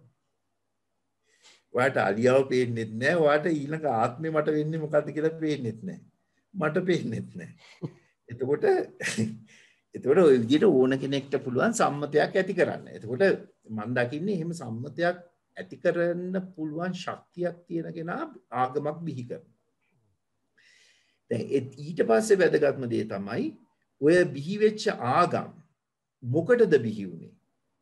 අපි කාලයක් විතරම ආගමක් බිහි කරලා තියෙන්නේ තව සමහර මිනිස්සෙක් තමයි. තව මිනිස්සෙක් තමයි. ඒ වගේම ආගම මොකටද බිහි කරලා තිබුණේ කිව්වොත් හොඳට පේනවා ඒ කාලෙකදී ඒ ප්‍රදේශයට තිබිච්ච යම් ප්‍රශ්නයක් විසඳන්න. ඒ කියන්නේ ජීවිතේ සුව පහසු කරගන්න, එහෙම නැත්නම් කුතුහලය නැති කරගන්න. ඒ කියන්නේ දැන් ඔයා හිතන්න God of the gaps. yes. එතකොට මං උදාහරණ දෙකක් ගන්නම්. එක උදාහරණයක් තමයි තමන් ඉන්න ප්‍රදේශයේ මිනිස්සු වහල් සේවයේ යෙදලා. ඒ කියන්නේ බලවත් කමියුනිටි එකක් මගේ මිනිස්සු කියලා මං කුලකයක් හදාගෙන ඉන්න අයව වහල් සේවයේ යෙදලා මා ඇතුළුව. දැන් වහල්කමෙන් අයින් කරගන්න ඒ මිනිස්සු ශක්තිමත් වෙන්න ඕනේ මනසේ. එතකොට ඔයා දාන්න සොලියුෂන් එක මොකක්ද? දැන් මේ මිනිස්සුන්ට කොච්චර නායකත්වය දෙන්න හැදුවත්, විස්තර කරලා කියන්න හැදුවත් මේකට විරුද්ධව අපි නැගී සිටින්න ඕනේ කියලා මේ මිනිස්සු නැගී සිටින්නේ නැහැ. මොකද ඒක මනුෂ්‍ය ගතිය. නමුත් මං කිව්වොත් මේ අපිව බලා ගන්න සුපර් පවර් එකක් තියෙනවා. ඒක අපිව ආරක්ෂා කරනවා. ඒකෙන් අපිට ලොකු ශක්තියක් දෙනවා. ඒ ශක්තිය ඇඟට අරගෙන අපි නැගිටලා සටන් කරමු කියලා අනිවාර්යයෙන්ම මේ මිනිස්සුන්ට ජවයක් එනවා. ඊට පස්සේ නුවණැත්තෙක් නම් කරන්නේ ඒ ජවය විතරක් බෑ. මේ මිනිස්සුන්ව යුද්ධයට පුහුණු කරන්න ඕනේ. උදේ නැගිටින්න ඕනේ. පිළිවෙලකට ජීවත් වෙන්න ඕනේ. යුද්ධයට ලෑස්ති වෙන්න ඕනේ. තමන්ගේ වර්ගයා බෝ කරගන්න ඕනේ පුළුවන් තරම්. අපි ආයුධ නිපදවන්න ඕනේ. ඒවට අදාළ ළමයි හොයා ගන්න ඕනේ. ආයුධ නිපදවා ගන්න ඕනේ. ඊට පස්සේ මත්පැනින් මුදවන්න ඕනේ. මොකද මත්පැන් කියන්නේ යුද්ධයට බොහෝම අහිතකර දෙයක්. ඔය වගේ කාරණා ටිකක් බලාගෙන ගියොත් අන්තිමට හරි පැහැදිලි. ඒක වැඩ කරනවා. මේ මොඩල් එක අනිවාර්යයෙන්ම වැඩ කරනවා ඒ අවස්ථාවට. ඒ කාල ලක්ෂයේදී කාල අවකාශ ලක්ෂයේදී අනිවාර්යයෙන්ම මොකද ඒ වගේ සාධනීය ලක්ෂණ සමාජයේ තිබෙ නැත්නම් සමහර විට සමූල ඝාතනයට ලක් වෙන්න පුළුවන් අනිත් ට්‍රයිබ් එකක් වෙන්න පුළුවන්. ඔව්. එතකොට ඒක වැඩ කරනවා. නමුත් දැන් ප්‍රශ්නේ තියෙන්නේ මේකයි. ඒ කාල අවකාශයේ අපි බොහොම සාර්ථකව ඇප්ලයි කරපු මොඩල් එක දැන් ඔක සයන්ටිෆිකලි තෝකනේ කරන්නේ. සයන්ස් වලදීත් අපි මොඩල් එකක් ඇප්ලයි කරනවා යම් කාල අවකාශ ලක්ෂයක ඒක වැඩ කරනවා. දැන් එහෙම වැඩ කරයි කියලා අපි ඕක තවත් කාල අවකාශ ලක්ෂයකට ඇප්ලයි කරන්න ගියොත් සමහර විට හරියන්න පුළුවන් සමහර විට වැරදෙන්න පුළුවන්. විද්‍යාවේදී අපි කරන්නේ ඒක හරි ගියොත් ඒක තව අපි දියුණු කරගන්න බලනවා. ඒක වැරදුනොත් අපි මොඩල් එක වෙනස් කරගන්න ඕන වෙලාවක ලෑස්ති. හරි? නමුත් ආගමික මොඩල් එක එහෙම නැහැනේ. ඒකට හේතුව තමයි ඕනෑම ආගමික මොඩල් එකක වැඩිම වාසි ගන්න සමාජ පද්ධති දෙක මොකක්ද? ආගමේ පූජකයෝයි පාලකයෝයි. So it's very obvious. හරි. එතකොට මම හිතන්නේ මේක අපිට කලින් කතා කරලා තිබෙත් නෑ ඔබතුමා කියනකොට තමයි මට උත්තරය. ඔබ හරියටම හරි. එතකොට ඕනෑම ආගමක මම ඒක බය නැතුව කියනවා වැඩිම වාසියක් තියෙන්නේ ඒ ආගම ඉදිරියට ගෙනියන පූජකයන්ට නැත්නම් ඒ ආගමේ කර්තෘවරුන්ට. ඒ කියන්නේ මූලික ශාස්ත්‍රවරයාට නෙමෙයි කර්තෘවරුන්ට කියලා කියන්නේ ලෝකේ හැම කාල අවකාශ ලක්ෂයකම ඒ ආගමකට අදාළ කර්තෘවරු ඉන්නවා. ඒගොල්ලෝ තමයි මේක ගවන් කරන්නේ. ඒ වගේම පාලකයෝ. ඒ පාලකයාට මහ ජනතාව පාලනය කරන්න ඉතාමත්ම හොඳ මීඩියම් එකක් තමයි ආගම කියන්නේ. එතකොට දැන් හොඳට මතක තියාගන්න සංජය මම මේ කිසි දෙයක් නරකයි කියලා කියනෝ නෙමෙයි. මේක මේ හොඳ නරක කියනෝ නෙමෙයි මම මේ වෙනදී අර්ථය කියන්නේ. එතකොට ඒ මොඩල් එක වෙනස් වෙන්න ගියොත් කියන්නේ සයන්ටිෆික් මොඩල් එක වගේ රිලිජියස් මොඩල් එකක් වෙනස් වෙන්න ගියොත් කාල අවකාශයෙන් අවකාශයට ඒක ලොකු ප්‍රශ්නයක් වෙනවා ඔය පූජක පක්ෂයටයි පාලක පක්ෂයටයි. ඒකින්ද ඒ පුද්ගලයෝ ඔවුන්ට වාසියක් වෙන අවස්ථාවකදී ඇරෙන්න ආගම වෙනස් කරන්න යන්නේ නැහැ. දැන් අපි දන්නවා සමහර ආගම් යම් ප්‍රමාණයකට වෙනස් වුණා පාලකයන්ට අවාසි තැන්වලදී. හරි ඔය කොන්ස්ටන්ටින් අධිරාජ්‍යය ගැන අහලා තියෙනවා නම් තේරෙනවා. එතනදී යම් ප්‍රමාණයකට ක්‍රිස්තියානි ආගම වෙනස් වුණා කියලා එයාගේ අවශ්‍යතාවයන් සපුරා ගන්න. ඒකට ඔය වගේ බුද්ධ ආගමෙත් වෙනස් වෙලා තියෙනවා. හැම ආගමකම යම් ප්‍රමාණයකට වෙනස් වෙනවා. හැබැයි හරි හිමින් ආගමක් කියන එක වෙනස් වෙන්නේ ඉතාමත්ම හිමින් පාලකයන්ගේ පූජකයන්ගේ සහ භෞතික භූගෝලීය වටාපිටාවේ තියෙන ප්‍රශ්න වලට විසඳුමක් විදියට යම් විදියකට වෙනස් කරගත්තොත් මිසක් නැත්නම් මහ ජනතාවගේ සුභසිද්ධිය සඳහා ආගමක් වෙනස් වෙනවා අපි දැකලා නැහැ. එතකොට දැන් මම හිතන්නේ සංජය තේරෙනව නේද විද්‍යාවයි ආගමයි කියන දෙකම ආකෘති models මම දකින විදියට. දැන් අපි ගත්තොත් හින්දු ආගමේ යම් කොටස් බුද්ධ ආගම ජෛන ආගම වගේ දැන් මෙතනදී අපි කර්මය කියලා දෙයක් ගැන කියනවා. එතනදිත් අපි යම් බලවේගයක් ගැන එක පාලනයට අපි නතුයි කියන්නේ කර්මය වෙනස් කරන්න බෑ කියනවානේ. ඒ කියන්නේ යම් ප්‍රමාණයකට කර්මය වෙනස් කරන්න නම් කරන්න ඕන දේවලුත් කියලා තියෙනවා. එතකොට ඒ වගේම නිර්වාණය කියලා යම් තැනක් ගැන තියෙන එක undefined. දැන් කාට හරි පුළුවන් නම් නිර්වාණය කියන එක define කරන්න. නැත්නම් Hindu ආගමේ එන මෝක්ෂය කියන එක define කරන්න. මම හිතනවා ඒක තමයි සත්‍ය අවබෝධය කියලා ඒ ආගම් වල කියන්නේ. ඒ කියන්නේ ඒකත් තමන්ගේ පුද්ගලික අත්දැකීමක්. එහෙම නැත්නම් මේ unidentified නැත්නම් undefined status තියෙනවා. එතකොට ඒවට එතනට යන එක තමයි නැත්නම් ඒ status වලට attain වෙන එක තමයි ජීවිතයේ අරමුණ කියලා සමහර ආගම් වල කියනවා. එතකොට සමහර ආගම් වල කියනවා defined state එකක්. ඒ කියන්නේ කො දිව්‍ය ලෝකය එහෙම නැත්නම් අපාය හැමෝගේම අදහස තියෙන දිව්‍ය ලෝකෙට යන. එතකොට බෞද්ධයන්ගේ අල්ටිමේටම් එක තමයි නිර්වාණය ළඟා කර දීම. නැත්නම් නිර්වාණය අවබෝධ කර ගැනීම. ඒ කියන්නේ ස්ටේටස් එකක් attain වෙනවා. එතකොට ඒබ්‍රහාමියන් ආගම් වල තියෙන්නේ යම් තැනකට යන්න පැරඩයිස්. එතකොට හින්දු ආගමේ මෝක්ෂය ගත්තත් බුදුදහමේ නිර්වාණය ගත්තත් ඒවා යම් ප්‍රමාණයකට එක විදියයි වෙනස්කම් තියෙනවා. නමුත් එක විදියයි. ජෛන ආගමේ මෝක්ෂය විමුක්තිය වශයෙන් ඔක හඳුන්වනවා. එතකොට දැන් අන්තිමට මේ හැම මොඩල් එකක්ම බිහි කරන්නේ මොඩල් එකේ අල්ටිමේටම් එක තමයි මේ මොඩල් එක පාවිච්චි කරලා අපි අර මොකක් හරි ස්ටේටස් එකකට යනවා. එහෙම නැත්නම් එක ස්ථානයකට යනවා. පැරඩයිස් එකට. ඒක තමයි මූලික. ඊට අමතරව ඕක අපි යොදනවා මේ භෞතික ජීවිතයේ ගොඩාක් අපේ අවශ්‍යතාවයන් ඉටු කරගන්න. දැන් මේ එක මොඩල් එකක්වත්ම නරකයි කියන්නේ සංජය මොකද දැන් හැම මොඩල් එකකින්ම ඒ කාලවකවානුව වල සමාජයට ලොකු සේවයක් කරලා තියෙනවා. මේ වෙනකොටත් සේවයක් කරනවා. නමුත් මම දකින ප්‍රශ්නේ තමයි ඒ රිලිජියස් මොඩල් එක ඒකෙන් සමාජයට හානියක් වෙනවා කියලා තේරුණත් ඒක වෙනස් කරන්න බෑනේ. සයන්ටිෆික් මොඩල් එකක් වගේ ඒකින්ද මම දකින්නේ රිලිජියස් මොඩල් එක මීට අවුරුදු 1500කට නැත්නම් 2000කට 2500කට කලින් බිහි වුණා නම් අදටත් ඒ කාල අවකාශ පරාසයේ ඝනීභවනය වෙලා ෆ්‍රීස් වෙලා පොඩි වෙනස් කරලා පරිණාමය වෙලා නැහැ අවශ්‍ය තරමට. පරිණාමය වෙලා නැහැ.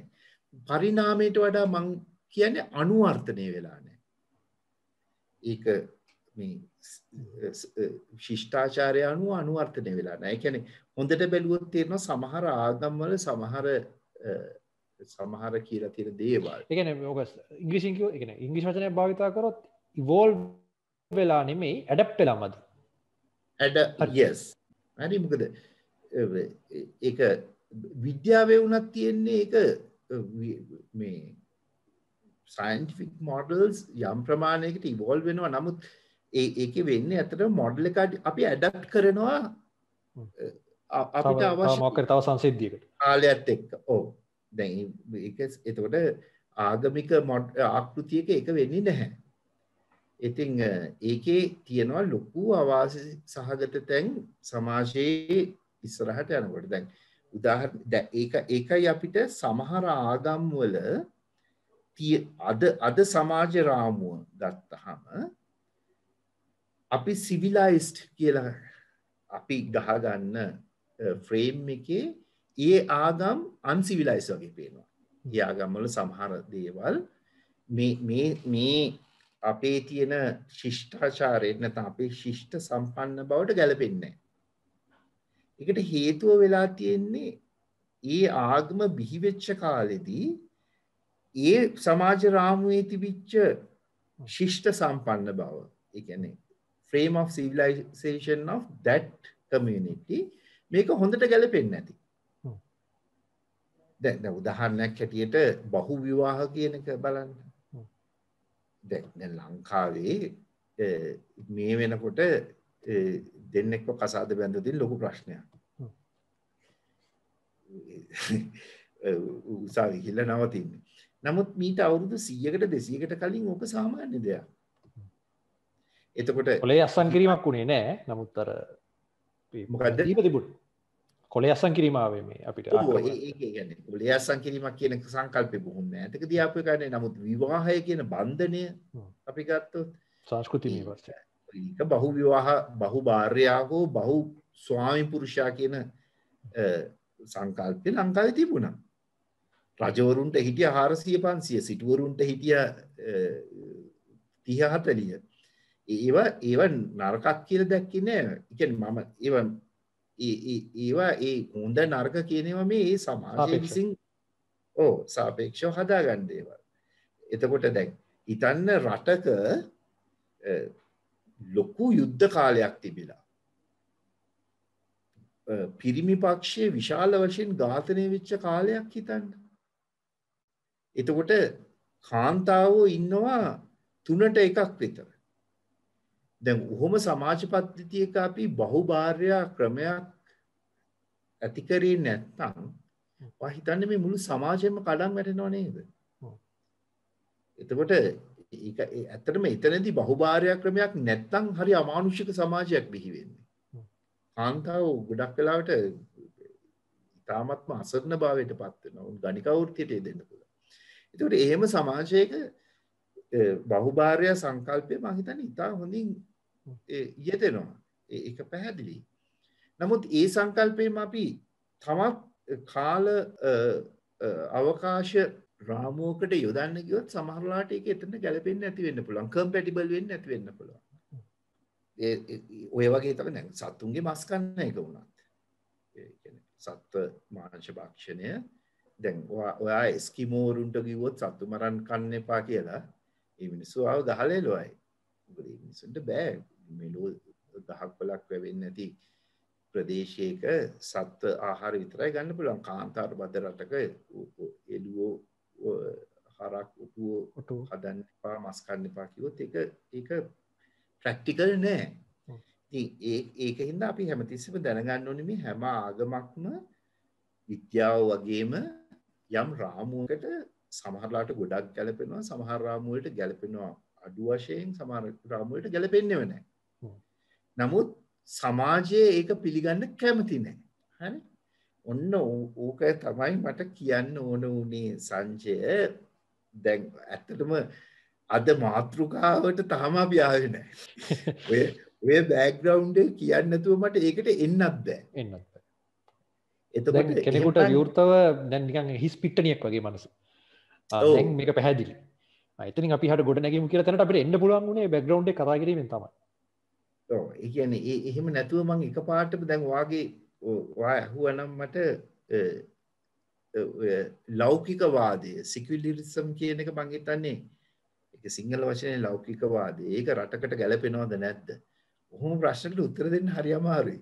මොකද සිකියුලර් කියන වචනේ තේරුමවත් මිනිස්සු දන්නේ නැත්තම්. මොකද්ද මේ මං කියන්නේ කියන එක තේරෙන්නේ නැත්නම් ඇත්තටම අපිට ඒක ගැන කතා කරලා වැඩක් නැහැ. එතෙන්දී අපි දැන් යමු ඇත්තටම මේ සාකච්ඡාවේ වැදගත්ම තව අංගයක් වන මේ රාජ්‍ය පාලනය ගැන. දැන් අපි කතා කරා කොහොමද ආගමක් සහ විද්‍යාව කොහොමද ඒවා මොඩල්ස් විදියට අපි හඳුන්වන්නේ. සහ ඒවේ විකාශනය. සමහර දේවල් අද ලෝකයේ පවතින සමාජ ක්‍රමයට ගැලපෙනවද නොගැලපෙන දේවල් තියෙනවද? ඒ වගේ දේවල් ගැන තමයි අපි විවෘතව කතා කරේ. දැන් අපි යමු රාජ්‍ය පාලනය කියන සංකල්පයට. එතකොට රාජ්‍ය පාලනයේදී අද අපි දකිනවා අද ලෝකයේ වෙනදට වඩා හොඳ තැනක තිබුණත් තාමත් ලෝකයේ සියලුම ගැටුම් निराකරණය වෙලා ලෝකය පැරඩයිස් එකක් කියලා කියන අපිට බෑ. කවදාවත් එහෙම වෙන්නේ කුත් නෑ. අපිට පුළුවන් ඒකට ආසන්න වෙන්න උත්සාහ කිරීම පමණයි. නමුත් එතෙන්දී ගොඩක් ප්‍රශ්න දැන් අපි රාජ්‍ය පාලන එක රටවල දකිනවා. අපේ රටේත් ඇතුළු. ඉතින් මෙතෙන්දී ආගමක් විසින් රාජ්‍ය පාලනය කියන සංකල්පයට කරන්නේ උදව්වක්ද? එහෙම නැත්නම් ආගම රාජ්‍ය පාලනයෙන් වියුක්ත වෙන්න ඕනද? එහෙම නැත්නම් අපි කියනවා සෙකියුලර් වෙන්න ඕනද? ඒක ගැන අපි අදහස් මොකක්ද? හොඳයි සංජෝක ඇත්තට බොහොම කම්ප්ලෙක්ස් ප්‍රොබ්ලම් එකක්. ඒ කියන්නේ බොහොම සංකීර්ණ ගැටලුවක් විදිහට නෙවෙයි මම දකින්නේ සංකීර්ණ අවස්ථාවක් අපිට විස්තර කරන්න වෙන. මොකද පළවෙනි දේ තමයි දැන් මම හිතන්නේ අහගෙන හිටියා නම් මුලින් ඉඳන් හැමෝටම තේරෙනවා ඇති විද්‍යාව කියන්නේ මොඩල් එකක්. ඒ මොඩල් එක හැම කාල අවකාශ ලක්ෂයකම චේන්ජ් වෙනවා. ඒ කියන්නේ කාලයත් එක්කලා අද මේ මොහොතේ මම හරි කියලා හිතාගෙන ඉන්න මොඩල් එක නෙමෙයි තව ටික කාලෙකින් තියෙන්නේ. දැන් ඇයි මම පොඩි බාධා කිරීමක් කරන්න. විද්‍යාවේ ප්‍රත්‍යක්ෂ වුණු සොයා ගැනීම නැද්ද? ඒ කියන්නේ හරියටම මේක තමා කියන එක හොයාගත්ත අවස්ථා නැද්ද? නෑ මෙහෙමයි. දැන් ඔය උතන දැන් ඔයා අහන්නේ නිරපේක්ෂ සත්‍යයක් තියනවාද කියලා ඇබ්සලියුට් ට්‍රුත් එකක්. මම දකින්නේ මෙහෙමයි සංජය. දැන් ඒ ප්‍රශ්නෙට උත්තර දෙන්න ඉස්සෙල්ලා මම වාට නැවතත් මතක් කරන්නම් විද්‍යාවේ අවශ්‍යතාවය මොකක්ද කියලා. එතකොට විද්‍යාවේ අවශ්‍යතාවය ඇවිල්ලා මම දකින්න විදිහට නිරපේක්ෂ සත්‍යයක් හොයාගන්න එක නෙමෙයි.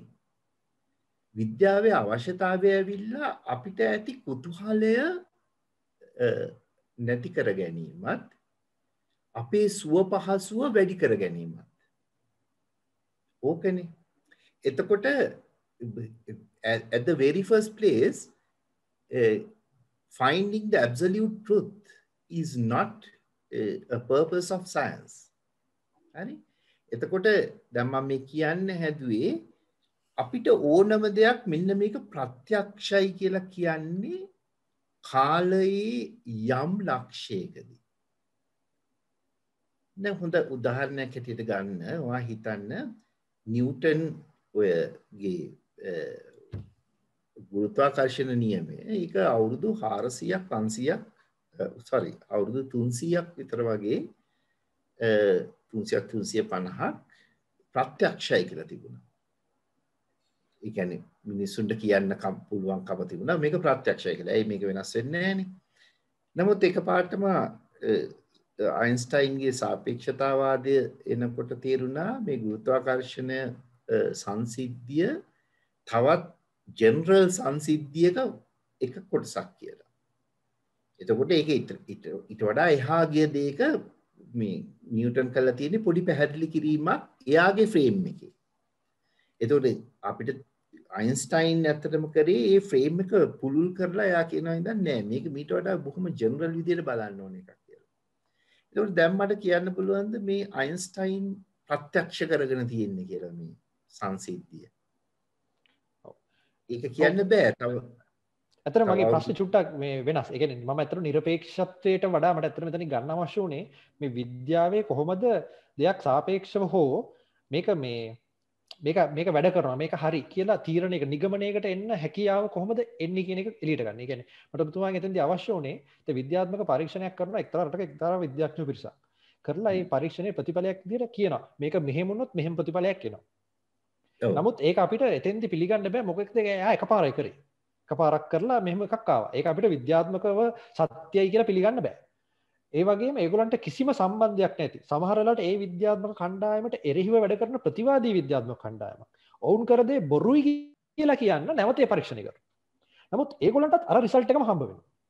අන්න එතකොට සාපේක්ෂව ගත්තාම එතන ඒ ලබාගත් ඒ ප්‍රතිඵලය අපිට දීර්ඝකාලීනව ඒ කියන්නේ අපිට ලොකු අර්ථයක් සහිතව ඒක සත්‍යයි කියලා වෙනත් තැන්වල භාවිත කරන්න පුළුවන් නේද? ඒකයි මගේ ප්‍රශ්නේ උනේ. ඔව් දැන් මොකද මෙහෙමයි සංජය.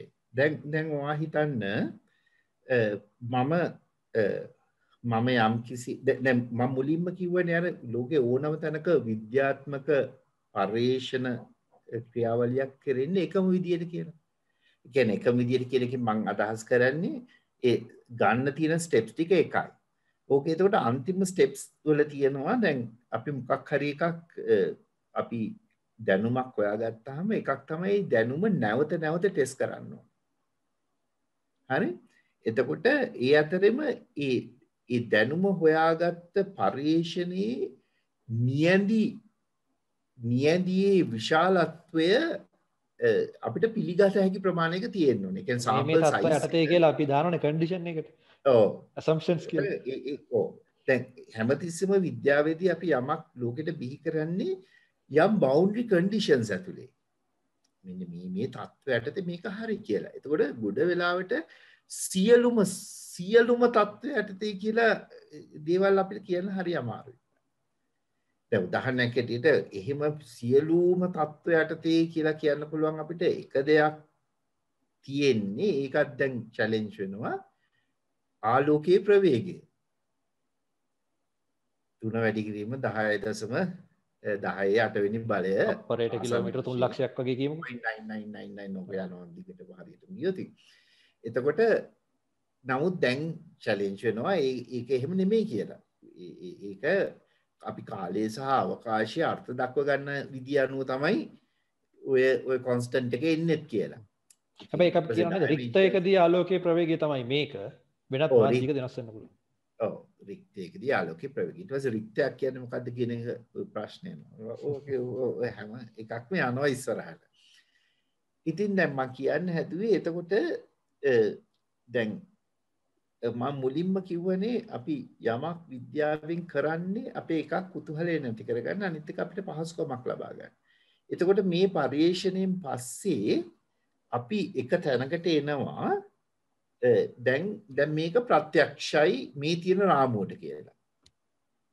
එතකොට අපි දන්න එකම දේ තමයි මේ රාමුව ඇතුලේ මට මේක පාවිච්චි කරන්න පුළුවන්. දැන් උදාහරණයක් හැටියට මම මේ කොරෝනා එන්නත ගන්නවා. දැන් කොරෝනා එන්නත හරි කියලා කියනවනේ රටවල් කීපයක්ම.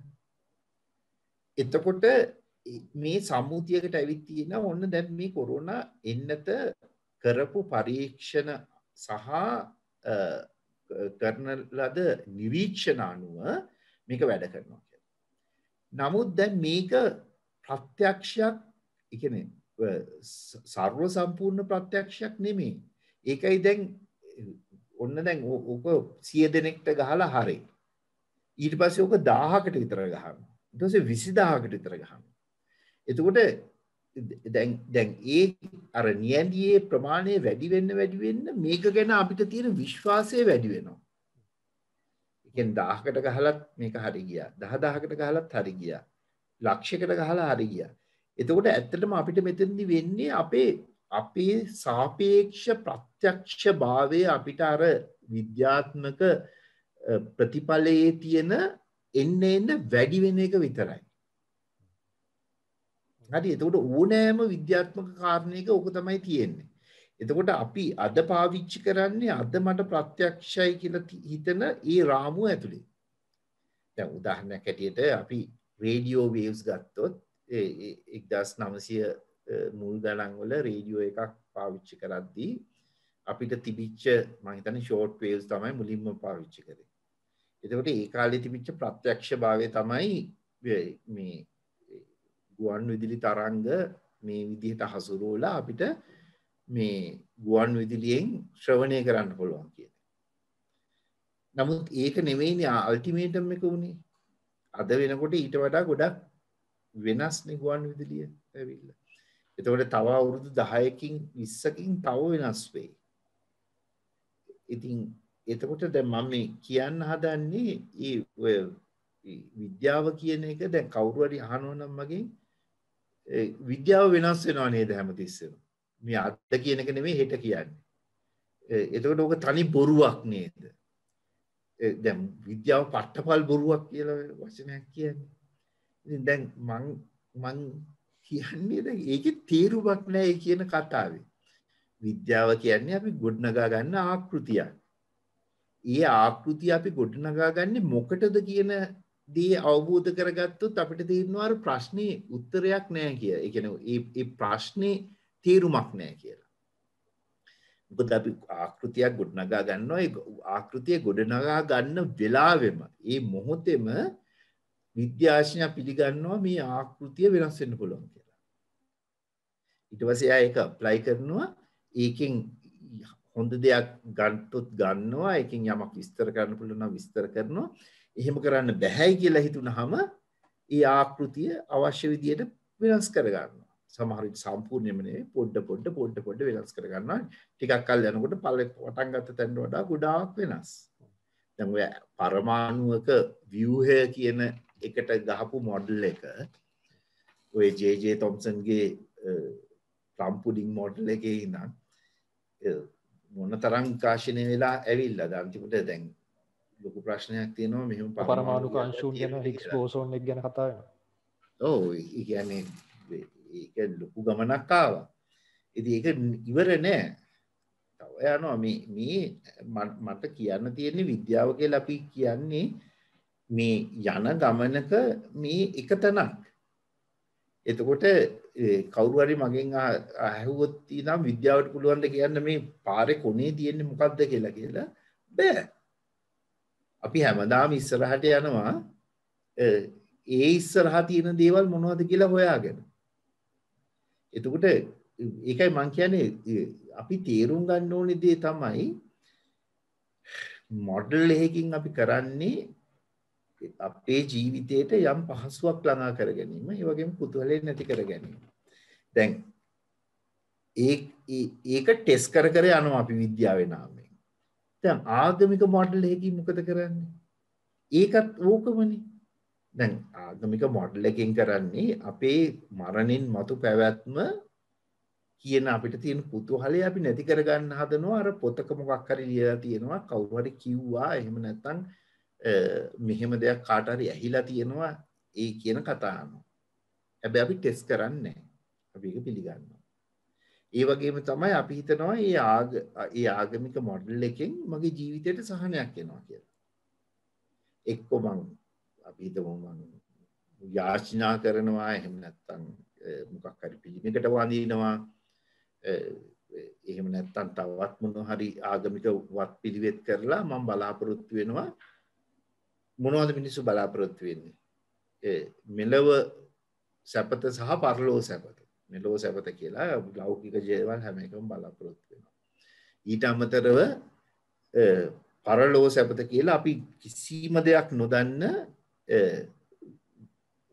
වෙනම augmented reality එක වෙනම virtual reality එක තියෙන දෙයක්කට attain වෙන්න අපි උත්සාහයක් ගන්නවා. ඒ කියන්නේ අපි මුලින්ම එතනදිත් අපි මුලින්ම මොඩල් එකක් බිහි කර ගන්නවා මෙහෙම තැනක් තියෙනවා. මේ මරණින් මතු මෙහෙම තැනක් තියෙනවා. මම දන්නේ එහෙම තැනක් තියෙනවද නැද්ද කියලා.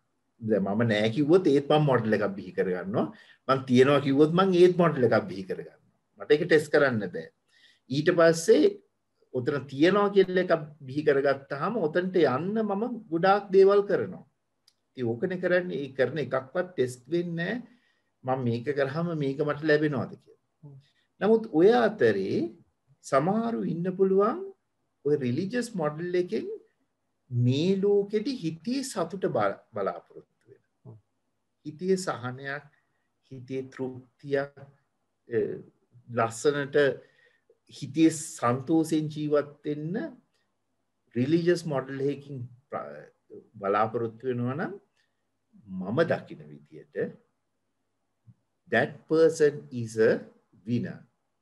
ඔහු ජයග්‍රාහකයෙක්.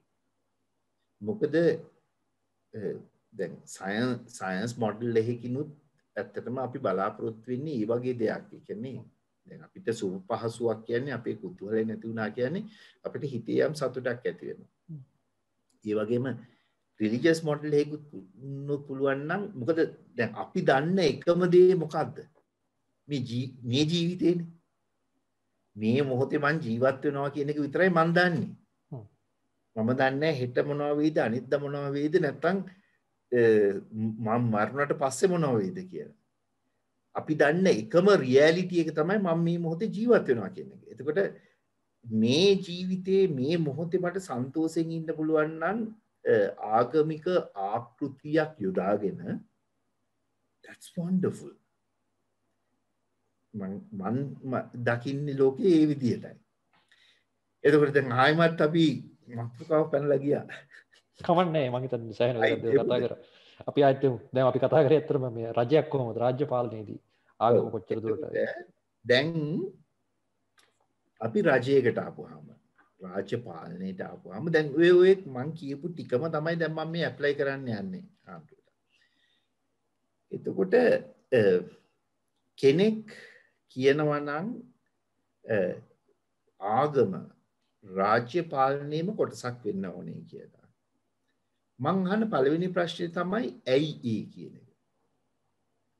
එතකොට දැන් මං ඇයි ඒ කියලා අහුවාම ගොඩ වෙලාවට මට ලැබෙන උත්තරේ තමයි ඒ ආගම රැකෙන්න ඕනේ කියන එක. ඒ ආගමට රාජ්‍ය අනුග්‍රහය ලැබෙන්න ඕනේ ඒකේ පැවැත්මට. ඊට පස්සේ ඒ ආගම මිනිස්සු අතරේ සුරක්ෂිත වෙන්න. ඒ වගේම මිනිස්සුන්ට ආගම ගැන සුරක්ෂිතභාවයක් ඇති වෙන්න රාජ්‍ය අනුග්‍රහය ලැබෙන්න ඕනේ.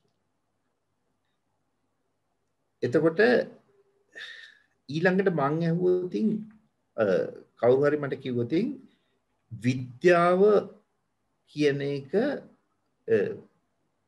රජයක් සමග බැඳෙන්න ඕනේ කියලා. එතකොටත් මං අහන ප්‍රශ්නේ තමයි ඇයි රජයක් විද්‍යාත්මකව හිතන්න ඕනේ කියලා. එතකොට ඕකට දෙන උත්තරේට එන්න කලින් අපි ආයිමත් යමු අර ප්‍රශ්නට. එතකොට සංජය මං ඔයාගෙන් අහනවා අවංකවම උත්තරයක් දෙන්නකෝ.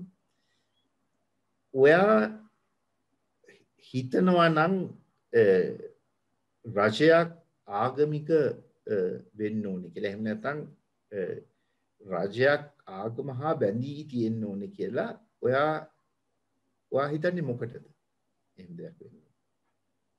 මම එහෙම හිතනවා නම් ඒක එහෙම උපකල්පනය කරලා උත්තර දුන්නොත් මම හිතන්නේ මම අනිත් පැත්තට කියන්නේ ඒක. රජයක් ආගමක් රාජ්‍ය අනුග්‍රහය මත ඩිපෙන්ඩ් වෙනවා නම් තමන්ගේ සර්වයිවබිලිටි එකට තමන්ගේ පැවැත්මට ඒ කියන්නේ ආගම ශක්තිමත් නෑ. ඒක තමයි මගේ පළවෙනි තර්කය. මම හැබැයි ඉතින් යම් කිසි විදිහකින් ආගමක් රාජ්‍ය පාලනයත් සමග බැඳෙන්න එහෙම අවශ්‍යතාවයක් එන්නේ අපි පළවෙනියට කියපු කාරණේ අර ආගමක් ඒ කියන්නේ අර ඒ මොඩල් එක විසින් ඒ පාලකයා සහ පූජකයා කියන කොටස් දෙක ශක්තිමත් කිරීම තුළ තමන්ගේ බලය පවත්වා ගැනීමේ හැකියාව නොමදව හම්බ වෙනවා. ඒ දෙක කපල් වෙලා හිටියොත්. ඔක තමයි මගේ උත්තරේ. එතකොට එතනදීත් ඔයා හරියටම හරි. මිනිස් දැන් මේක අහගෙන ඉන්න අය හිතනවත් දන්නේ අපි කලින් මේක කතා වුණා කියලා. ඔයා ඒකට හරියට උත්තරේ දෙනවා. ඇත්තටම අපි බැලුවොතින් ඔය දැන් ආගමක් දැන් ඕක ගැනම ආටිකල් එකකුත් දැම්මා ලංකාව බෞද්ධ රටක් විය යුතුද නැත්නම් බෞද්ධ රාජ්‍යයක් විදියට ලංකාව ප්‍රකාශ කරන්න ඕනේද කියලා මං කිව්වා ඔව් බොහොම හොඳයි එහෙම කරනවා නම් බොහොම හොඳයි හැබැයි ඊට කලින් අහන්න ඕනේ ප්‍රශ්නේ මොකටද බෞද්ධ රාජ්‍යයක් කරන්නේ දැන් අපි බුද්ධ ආගම ගත්තොත් බුද්ධ ආගමේ තියෙනවානේ බුද්දිස්ට් වැලියුස් කියලා. බෞද්ධ අගයන්. දැන් බෞද්ධ අගයන් සාමාන්‍යයෙන් බුද්ධ ආගමේ තියෙනවා. දැන් පන්සිල් පද පහ ගත්තාම බෞද්ධ අගයන්. ඊට අමතරව තව බෞද්ධ අගයන් රාශියක් තියෙනවා බුද්ධ ආගමේ සඳහන් වෙලා. මොනවද මේ බෞද්ධ අගයන්? දැන් පස්පව් ඇරුණාම කේලන් නොකීම අනුන්ගේ සිත් නොරිදවීම අල්පේච්ඡ ජීවිතයක් ගත කිරීම අන් දේවල් ගැන ලෝභ නොකිරීම සංවර වීම සිත කය වචනය හික්මවා ගැනීම ඔය වගේ මට ගොඩාක් කියාගෙන යන්න පුළුවන්. එතකොට අපි බෞද්ධ රාජ්‍යයක් බිහි කරනවා නම් මේ බුද්දිස්ට් වැලියුස් කියන ඒවා බෞද්ධ අගයන් ඒ රටේ ස්ථාපිත කරන්න ඔය අකමැතිද? අනිවාර්යෙන් මම හිතන්නේ කිසි කෙනෙක් අකමැති. මම ඕක ඉස්ලාම් රටවල් වල දකිනවා. දැන් මුස්ලිම් රටවල් වල මම කියන්නේ ඉස්ලාම් ආගමේ කියන දේවල් හරිද නැද්ද කියන එක ගැන වාද කරන්න මම ක්වොලිෆයිඩ් නෑ.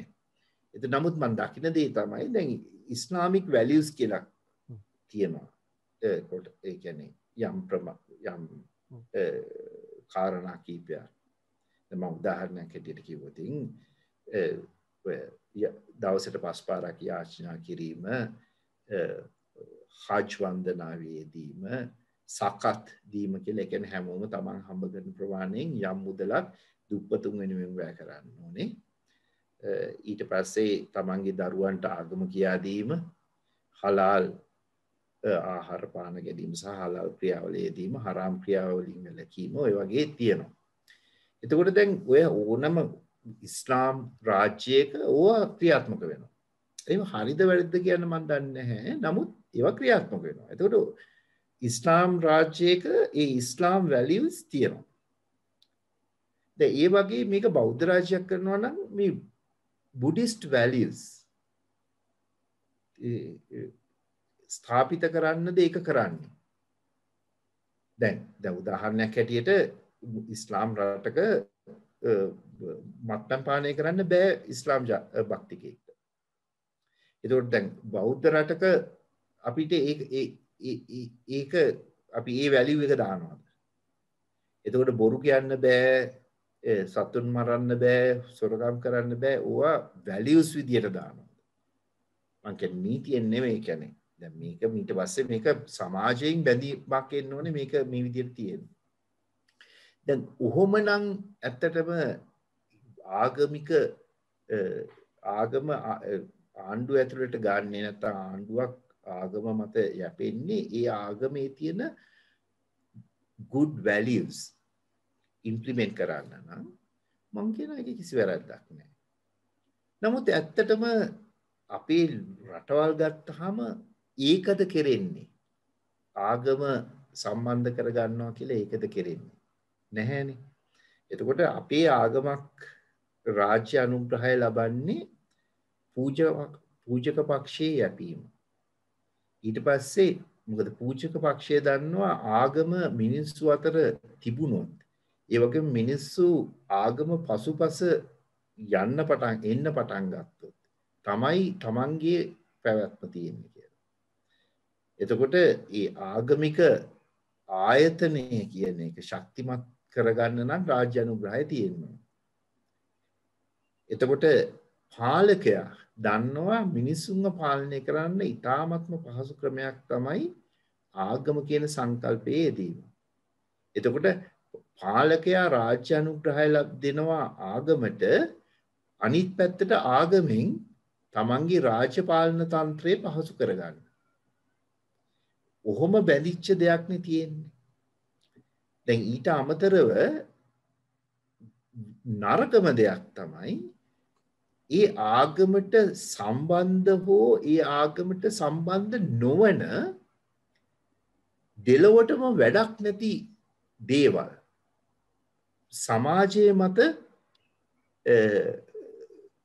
ගොඩ ගැසීම නැත්නම් සමාජයේ මත පැටවීම ඔය ආගමට රාජ්‍ය අනුග්‍රහය දෙනවා කියලා කරන්නේ. දැන් උදාහරණයක් විදිහට ඔය මුට්ටි දෙමිල්ල. ඒකට කිසිම ආගමික සම්බන්ධයකුත් නැහැ. නමුත් ඒක කරනවා මොකද ඒකෙන් අර රජයට ගැලවෙන්න පුළුවන් Tamanට කරන්න තියෙන විද්‍යාත්මකව කරන්න පුළුවන් දේවල් වලින් ඈත් වෙලා ඒකට වියදම යනවා වැඩි මුට්ටියක් දාන කීට වඩා ගොඩක් ලාභයි. එතකොට අන්න මන් දකින්නේ අන්න එතන තමයි ප්‍රශ්නේ තියෙන්නේ. එතකොට මේක ලංකාවට විතරක් නෙමෙයි ලෝකේ අපි ගොඩාක් රටවල් ගත්තාම මන් දකින්නේ මේ ආගම යොදා ගන්නවා පාලකයා සහ පූජ්‍ය පක්ෂය තමන්ගේ චිරස්ථිතිය සඳහා. එතකොට ඒකත් මම දකින්නේ වැරද්දක් කියලා. නමුත් එතන වැරද්ද තියෙන්නේ සමහර වෙලාවට රටක කළ යුතු දේ නොකර ඒ වෙනුවට ආගමී නාමයෙන් කිසිම වැඩකට නැති දේවල් කරනවා. ඒකෙන් මුළු රටේම ජනතාව අමාරුවට වැටෙනවා. ඉතින් ඔන්න ඕක තමයි අපි හැමතිස්සෙම කල්පනා කරලා බලන්න ඕනේ. ඒකින්ද දැන් මං ඕක සාරාංශයක් විදිහට කියනවා නම් සංජය මට කියන්න තියෙන්නේ වැදගත් වෙන්නේ රටක් ආගමට රාජ්‍ය අනුග්‍රහය දෙනවද නැද්ද කියන එක නෙමෙයි. එහෙම රාජ්‍ය අනුග්‍රහයක් දිය යුත්තේ කුමකටද කියන එක. එතකොට දැන් මම ආයිමත් යන්නම් දැන් අපි විද්‍යාත්මකව යමක් කරනවා කියන එකේ තේරුම මොකද්ද? අපි අර කලින් කිව්වා වගේම අපි ආකෘතියක් හදාගෙන ඒකෙන් ඒ අවස්ථාවේ තියෙන හොඳම විසඳුම දෙන්න යනවා. ඒක බැරි වෙන්න පුළුවන්. දැන් කොරෝනා වලටත් ඒකනේ.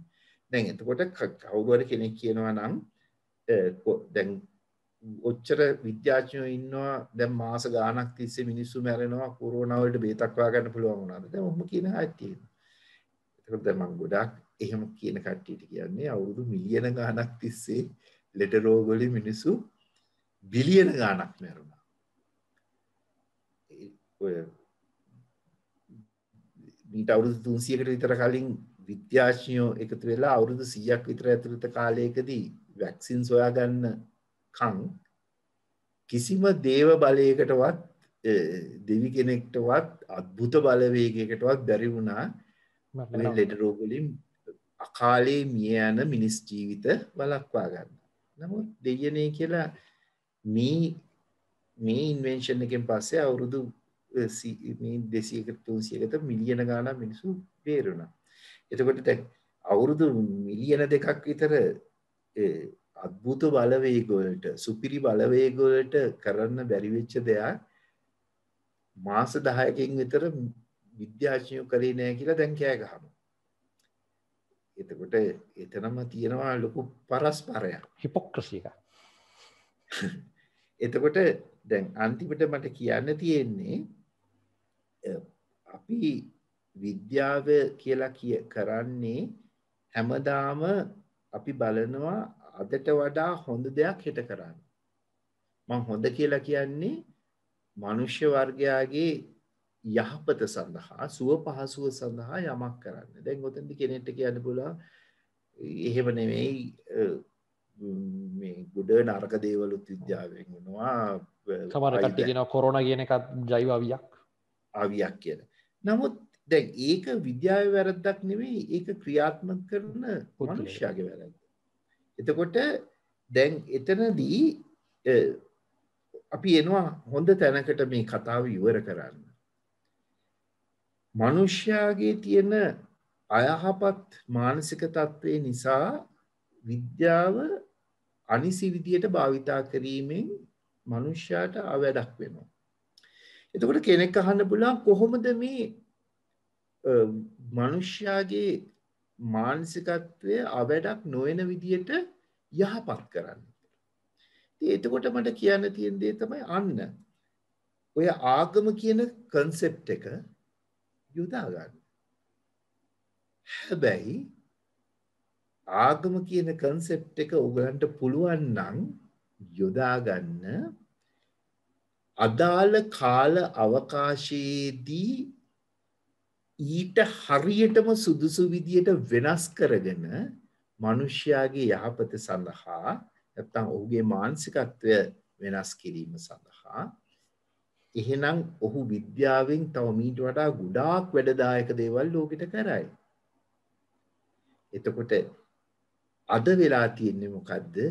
ආගම කියලා ලේබල් එකක් ගහගෙන අපි ඒකෙන් මනුෂ්‍යයාට නැත්නම් මනුෂ්‍යයාගේ මනසට යහපතක් වෙනවද අයහපතක් වෙනවද මේ කාල අවකාශය තුළ කියන එක නෙමෙයි හිතන්නේ.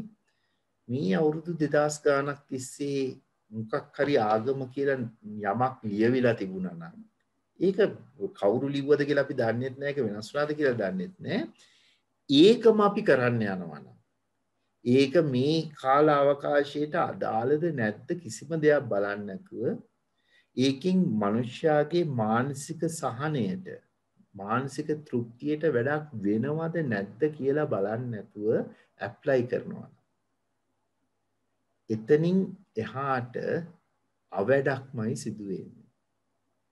දැන් අන්තිමට මට කියන්න තියෙන දේ තමයි අපිට ආගමකින් මොනවද අවශ්‍ය කියලා කෙනෙක්ට හිතන්න පුළුවන් නම් කමක් නැහැ තමන් මොන විදිහේ මොඩල්ස් හදාගත්තත් පරලෝ ජීවිතය සහ මේ මොහොතෙන් තොර ජීවිතය කියන එක. ඒ කියන්නේ තව අවුරුදු 10කින් මට මේක හම්බ වෙන්නේ හෙට මට මේක හම්බ වෙන්නේ එහෙම කියලා හිතුවට කමක් නැහැ. නමුත් ආගමකින් කෙනෙක්ට ගන්න අනිවාර්යයෙන්ම යහපතක් වෙනවා කියලා අපි දන්න එකම දේ, ඒ කියන්නේ අපි පැහැදිලිවම අපිට ප්‍රත්‍යක්ෂ වෙන එකම දේ මේ ජීවත් වෙන මොහොතේ මේ මම කතා කරන මොහොතේ මගේ හිතට සන්තෝෂයක් යහපත් සිතුවිල්ලක් ඇති වෙන විදියට ආගමෙන් යමක් ගන්න පුළුවන් නම් මම හිතනවා ඒක තමයි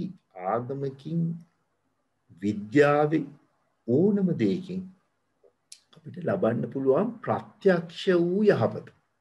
එතකොට එතනට යන්න පුළුවන් නම් අපිට ආගමට වඩා විද්‍යාව හොඳද විද්‍යාවට වඩා ආගම හොඳද රාජ්‍ය අනුග්‍රහයට ආගමට ලැබෙන්න ඕනේද ඔය මුකුත්ම ප්‍රශ්න අදාළ වෙන්නේ නැහැ.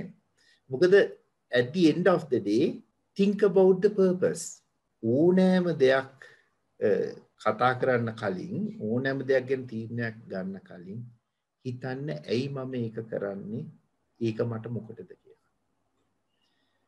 ඕක තමයි අන්තිමටම කියන්න තියෙන්නේ. මම හිතන්නේ e-learning ආයතනයේ පටන් ගන්න ඉඳලා මමත් ඉන්ටර්විව්ස් සෑහෙන ගණනාවක් කරලා තියෙනවා. ඒ කරපු ඉන්ටර්විව්ස් වලින් මුල සිට අගට අපි කතා කරපු දේවල් අද දවසේ කතා කරපු දේවල් සලකලා බැලුවොත් අපි සෑහෙන පරාසයක ඉඳලා අවසාන මොහොතේදී කතා කරපු සියලුම දේවල් එක තැනකට එක ફોකස් එකකට ගෙනහල්ලා නැවතුණා. මම හිතන්නේ මේ සාකච්ඡාව නැරඹුවොත් අපි මේක අන්තර්ජාලයට උදාහරණයට පස්සේ මේ සාකච්ඡාව නැරඹුවොත් ඕනෑම කෙනෙක් මුල සිට අගට අපි කිසිම ආගමක් කිසිම විශ්වාස පද්ධතියකට ගැරහීමක් එහෙම දෙයක් කරේ නෑ. අපි කරේ තියෙන தත්ත්වය විශ්ලේෂණය කිරීමක්. ඉතින් මේ කරපු සාකච්ඡාව ඇත්තටම ඓතිහාසික සාකච්ඡාවක් වෙනවා. මොකද මේ කතා කරපු දේවල් වල අවබෝධය ඔබට හරියට වැටුනොත් මේ සාකච්ඡාව සාවධානව අහන් ඉඳලා අර කිව්වා වගේ මානසික අවස්ථිතිය අඩු කරගෙන මේ සාකච්ඡාව ඉතිහාසගත වෙන සාකච්ඡාවක් හැමෝම නැරඹිය යුතු සාකච්ඡාවක් කියලා මම අනිවාර්යෙන් කියනවා. මොකද ඒ ඔස්සේ නව මානයකට සහ අපේ තිබ්බ කන්ෆ්ලික්ට්ස් ඒ කියන්නේ අපි මෙච්චර කාල සමාජයේ වාද විවාද කරගත්ත ගැටලු සහගත රාශියකට අතිසාර්ථක විසඳුමක් ලැබිච්ච සාකච්ඡාවක් විදිහට මම පෞද්ගලිකව දකිනවා. අපි ඕන තරම් රූපවාහිනී සාකච්ඡා විවිධ වාද විවාද Facebook එකේ කමෙන්ට් වල වාද විවාද පත්‍ර වල වාද විවාද මේ සම්බන්ධ අද අපි කතා කරමු මාතෘකාව සම්බන්ධයෙන් දැකලා තියෙනවා. ඒ හැම මාතෘකාවක්ම මම කියනවා කියන්නේ මගේ පෞද්ගලික අත්දැකීම අනුව ඒ කිසිම තැනක මේ සාකච්ඡාවේදී අද අපි ලබාගත්ත කොන්ක්ලූෂන් එක ලබාගත්තේ නැහැ. මම දැකලා තියෙනවා සමහර රටවල් වල සමහර දාර්ශනිකයෝ අතර වෙනත් භාෂාවලින් වෙච්ච සාකච්ඡාවල මේට ළඟ අදහස් ප්‍රකාශ වෙනවා. නමුත් අපේ ලංකාවේ ඉන්න ඕගොල්ලන්ට මේ වගේ සාකච්ඡාවක් මහාචාර්යතුමත් එක්ක ගෙනීම සම්බන්ධයෙන් මම හදවතින්ම සතුටු වෙනවා. ඒක ඇත්තටම අපි ලැබපු ජයග්‍රහණයක් විදිහටත් කියනවා. ඉතින් මහාචාර්ය චන්දිම ගෝමස් මහතාට බොහොම ස්තුතියි, බොහොම පිං මේ දැනුම අපිත් එක්ක බෙදාගත්තට. එහෙනම් ඕගොල්ලන්ටත් මේ සාකච්ඡාව ගැන අදහස් ප්‍රකාශ කරන්න නැති විචාරශීලීව ආචාරශීලීව ඔයගොල්ලන්ගේ කමෙන්ට්ස් අපේ සාකච්ඡාව වෙනුවෙන් ලබා දෙන්න. ඉදිරියටත් මේ වගේ සාකච්ඡා වලින් අපි හමු වෙමු. එහෙනම් මහාචාර්යතුමා බොහොම ස්තුතියි. අදට අපි සමුගමු. අයිබෝවන්. අයිබෝවන්.